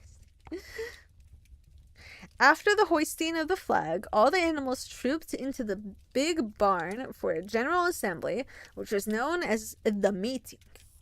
Here, the work of the coming week was planned out, and resolutions were put forward and debated. It was always the pigs who put forward the resolutions. The other animals understood how to vote, but could never think of any resolutions of their own. Snowball and Napoleon were by far the most active in the debates, but it was noticed that these two were never in agreement. Whatever suggestion either of them made, the other could be counted on to oppose it. Even when it was resolved, a thing no one could object to in itself, to set aside the small paddock behind the orchard as a home of rest for animals who were past work, there was a stormy debate over the correct retiring age for each class of animal. The meeting always ended with the singing of the Beast of England, and the afternoon was given up to recreation. The pigs had set aside the harness room as a headquarters for themselves. Here, in the evenings, they studied blacksmithing, carpentry, and other necessary arts from books which had been brought out of the farmhouse. Snowball also busied himself with organizing the other animals into what he called animal commitments. Animal committees. I can't read. He was indefatigable about this. That's the best you're going to get out of me for that one. He formed the Egg Production Committee for the hens, the Clean Tails League for the cows, the Wild Comrades Re-Education Committee. The object of this was to tame the rats and rabbits, the Wider Wool Movement for the sheep, and various others, besides instituting classes in reading and writing. So kind of like school, I guess you could say. On the whole, those projects were a failure. The attempt to tame the wild creatures, for instance, broke down almost immediately. They continued to behave very much as before, and when treated with generosity, simply took advantage of it. The cat joined the re-education committee and was very active in it for some days. She was seen one day sitting on a roof and speaking to some sparrows who were just out of her reach. She was telling them that all animals are now comrades, and that any sparrow who chose could come and perch on her paw. But the sparrows kept their distance. I wonder why they would want to do that. Wait, thought you were only reading until chapter 2? No, I said chapter 3. I said chapter 3. Don't worry. Fatigue, you know that word, right? Indefatigable is someone who cannot be fatigued. Oh, that does make sense. Thank you.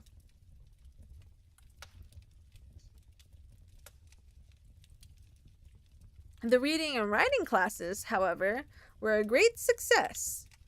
By the autumn, almost every animal on the farm was literate in some degree. Hell yeah, man. Hell yeah. So I like how we're seeing like the beginning of this new age of, Animal Farm. but it's not perfect. They're not getting everything right, you know. It's not like, oh yeah, now we live in utopia, blah blah blah, and like later on there's gonna be mistakes. No, there's like already cracks in the foundation in the very beginning, you know. Like they were like a long time, like thinking of like, what are we gonna do when the rebellion happens? You know, like how's this gonna work?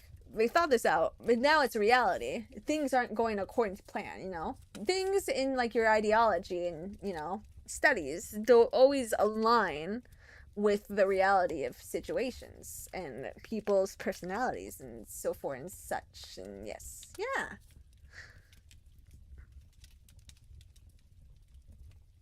As for the pigs, they could read and write perfectly. The dogs learned to read fairly well, but were not interested in reading anything except the Seven Commandments. Interesting. Muriel the goat could read somewhat better than the dogs, and sometimes used to read to the others in the evenings from scraps of newspaper which she found at the rubbish heap. Benjamin could read as well as any pig, but never exercised his faculty. So far as he knew, he said, there was nothing worth reading. I like Benjamin. I like Benjamin. He keeps it real, man. Clover learned the whole alphabet, but could not put words together. Boxer could not get beyond the letter D. He would trace out A, B, C, D in the dust with his great hoof, and then would stand staring at the letters with his ears back, sometimes shaking his forelock, trying with all his might to remember what came next, and never succeeding. On several occasions, indeed, he did learn E, F, G, H, but by the time he knew them, he had also discovered that he'd forgotten A, B, C, and D.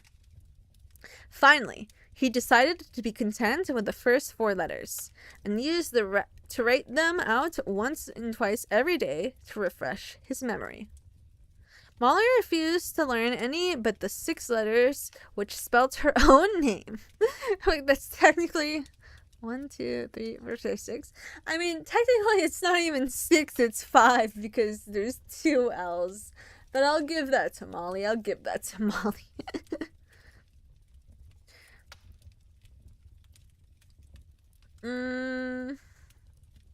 Let's see. She would form these very neatly out of pieces of twig, and would then decorate them with a flower or two and walk round them admiring them. None of the other animals on the farm could get further than the letter A. It was also found that the stupider animals, such as the sheep, hens, and ducks, were unable to learn the 7 commandments by heart. After much thought, Snowball declared that the 7 commandments could in effect be reduced to a single maxim, namely 4 legs good, 2 legs bad. Yeah, that makes sense. This, he said, contained the essential principle of animalism. Whoever had thoroughly grasped it would be safe from human influences. The birds at first objected, since it seemed to them that they also had 2 legs, but Snowball proved to them that this was not so. A bird's wings, comrades, he said, is an organ of propulsion and not of manipulation. It should therefore be regarded as a leg. The distinguishing mark of man is the hand, the instrument with which he does all his mischief. The birds did not understand Snowball's long words, I figured, but they accepted his explanation, and all the humbler animals set to work to learn the new maxim by heart. 4 legs good, 2 legs bad was inscribed on the end of the wall of the barn, above the 7 commandments and in bigger letters. When they had once got to it by heart, the sheep developed a great liking for this maxim, and often as they lay in the field, they would all start bleating, 4 legs good, 2 legs bad, 4 legs good, 2 legs bad, and keep it up for hours on end, never growing tired of it. Napoleon took no interest in Snowball's committees. He said that the education of the young was more important than anything that could be done for those who were already grown up. Interesting philosophy. This 2-leg rule is so anti-kangaroo and anti-gerbil. Gerbil. Gerbil. Well, we're not in Australia now, are we, Mr. Crooked? It's fine, it's fine. They're all about England anyways. They love England. Everything's for England in its own kind of way, you know? They don't need to care about kangaroos or whatever the other thing is. It's fine. It's fine. They've got their own little farm they gotta fucking figure out first before they get global, okay? They can get universal, they can get global when this thing gets more established, okay? Let's have baby steps for our little animal farm here, okay? It happened that Jessie and Bluebell had both whelped soon after the hay harvest, giving birth between them 9 sturdy puppies. Jesus! As soon as they were weaned, Napoleon took them away from their mothers, saying that he would make them himself responsible for their education. He took them up into the loft, which could only be reached by a ladder from the harness room, and there kept them in such seclusion that the rest of the farm soon forgot their existence. That's crazy. That's crazy. Doobie 3D is based off of Gerbo. Oh, that thing! Oh, shit. I'm getting a phone call. BRB, guys.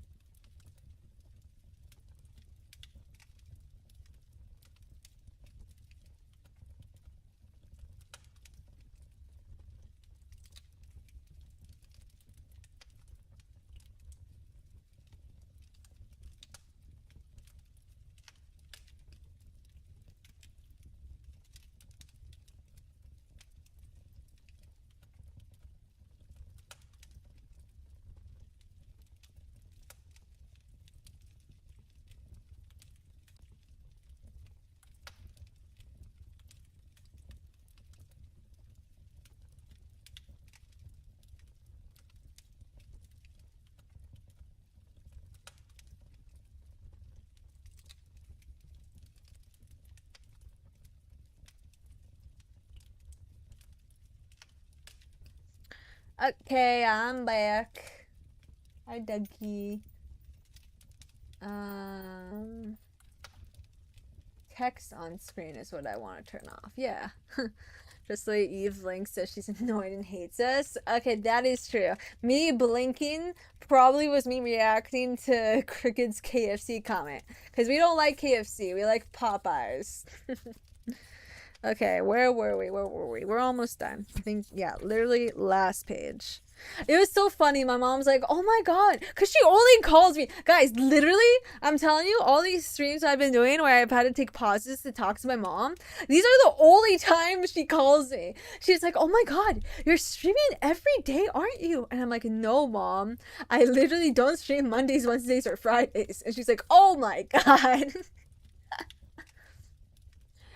I interpreted chicken and I assumed KFC. My bad. Oh my god.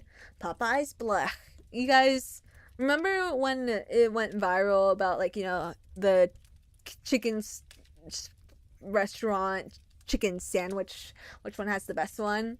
The answer is Popeyes. The answer is Popeyes. Okay.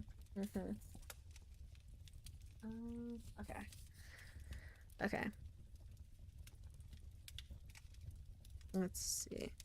Okay, so last thing we read was that Napoleon has 18 dogs. He just has 18 dogs. And he stored them away somewhere, away from their parents. And it got to the point where everyone forgot they existed. That's still crazy to me. I've been there a few times, and the times I got a sandwich, it wasn't cooked right and I got sick. That's not my experience. My experience is that they're the best chicken sandwich. You just need to go to better Popeyes. I missed the double down from KFC. Never had it, but I heard about it. You know what's better than 18 dogs? I don't want to know, honestly. The mystery of where the milk went to was soon cleared up. Oh, wait. Oh, I didn't think they would cover it. I thought it was just like, literally, I thought the end of the chapter where it described that, like, oh yeah, they just forget about the milk. I'm not gonna ask, Shadow. I'm not gonna ask. The mystery of, like, oh, where the milk went, I thought it was just like a throwaway, like, ominous line. You know what I mean? I really didn't think they would get back to that. Oh. You'd tell it's been a while since I read the book, like, thoroughly. I've Popeye's nuggets just yesterday. The mystery of where the milk went to was soon cleared up. It was mixed every day into the pig's mash. Oh! Okay, so it is Napoleon's selfishness at the same time, not just his singular individual selfishness, but the pigs. The early apples were now ripening, and the grass of the orchard was littered with windfalls. The animals had assumed as a matter of course that these would be shared out equally. One day, however, the order went forth that all the windfalls were to be collected and brought to the harness room for the use of the pigs. Some of the other animals murmured, but it was no use. All the pigs were in full agreement on this point, even Snowball and Napoleon. Squealer was sent to make the necessary exclamations to the others. "Comrades," he cried. Okay, Shadow, you can say your joke in chat while I finish the chapter. He cries so much. "Comrades," he cried, "you do not imagine, I hope, that we pigs are doing this in a spirit of selfishness and privilege?" "Yes, I do. But continue, Squealer." "Many of us actually dislike milk and apples. I dislike them myself. Our sole object in taking these things is to preserve our health. Milk and apples.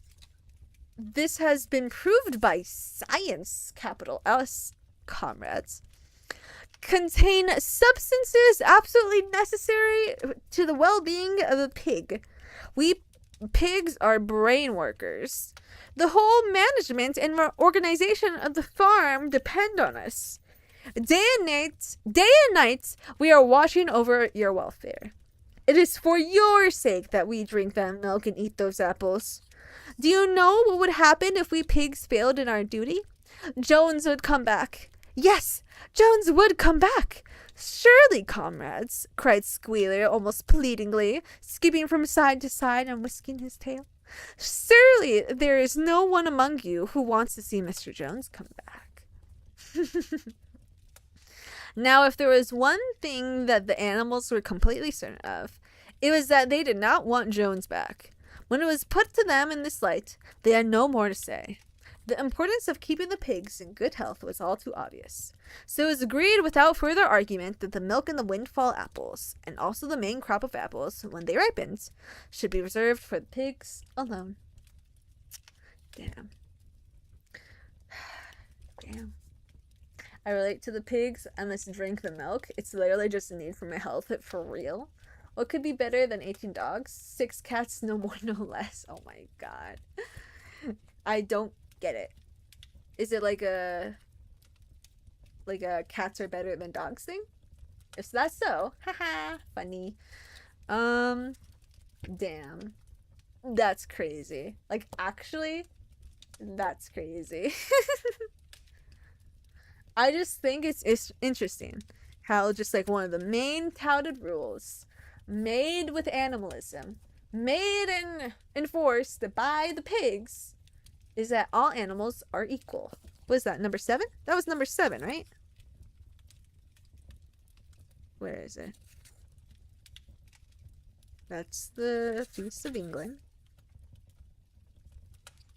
Where's the commandments? Here we go. Yeah, number 7. All animals are equal. Right there.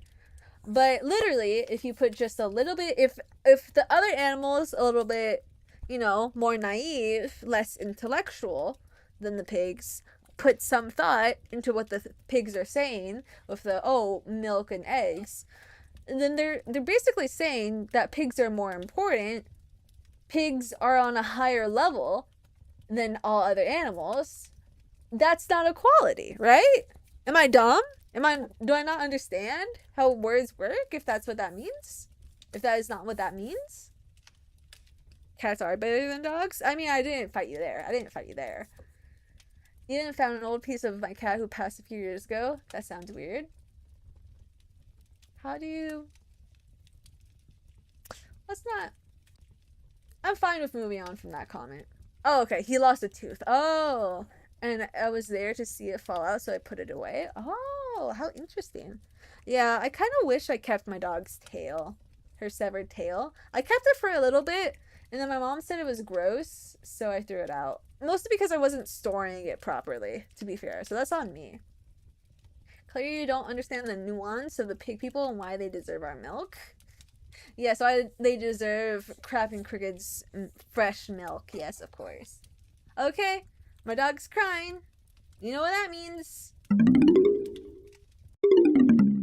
Time to wrap this shit up. This was a good stream. I love reading streams, but can't really read the rest of the stream. Can't really read for the rest of the stream. Kinda gotta go. Let's see. My baby boy Shadow, origin of my name. Really? That's so interesting. I didn't know that. That's so cool. I didn't know that's where your name came from. That's so cool, Shadow. Ugh. Okay, let's sizzle. What the hell? Let me turn this off. Okay, but thanks everyone for coming. I had a lot of fun. I can't wait to read more. It's gonna be a couple weeks until we read more, unfortunately. Just the nature of my schedule. If I am trying to work, you know, the strength to stream more days a week, and if I do, then we'll be able to fucking, what do you say, then we'll be able to do more streams and do some of these things more often. So like, you know, if I was able to stream yesterday, I would have been able to finish No, I'm Not a Human, but now I'm gonna finish it next Tuesday. That's how it is. Origin of my name is actually a reference to Warriors. I don't know what Warriors is. Is it the Cats one or something else, Cricket? Like the Cats books? My past cat's name is Onion. Not Onion, like Aqua. That's such a good cat name, actually. I'll post a picture or two of him in the Discord. Oh wait, I actually can now. Yeah, you actually can. I was about to say you actually can. Yeah, it's the Cats books. Oh, we got those books for my brother for Christmas once. Wow. Sorry, I just saw that the Jaywitz was streaming. I was like, that's so cool. This dude's voice is literally my childhood. Okay, but we should go. We should go. I don't see anyone to raid. Then again, I didn't actually open my following all the way. Oh, let's raid Baron. Oh, 12-hour birthday stream. Now we gotta raid Baron. Okay, thanks everyone for coming. I really appreciate it. A lot of fun. I love this book. I love this book so much. I wish we could read more. Maybe we'll push through next book stream and finish it all in one sitting. I think that's what I want to do. How does that sound? How's that sound? Thanks everyone for coming. I really appreciate it. Most of all, I want to wish you all a Merry Christmas and a Happy New Year. I'll see you next year? No. Stream, which should be Saturday. Bye-bye! You hear my dog? She's so funny. Oh, wait! Sorry. Wait. Oh, I was gonna do it. I was gonna do it like, oh, right. No, I typed his name wrong.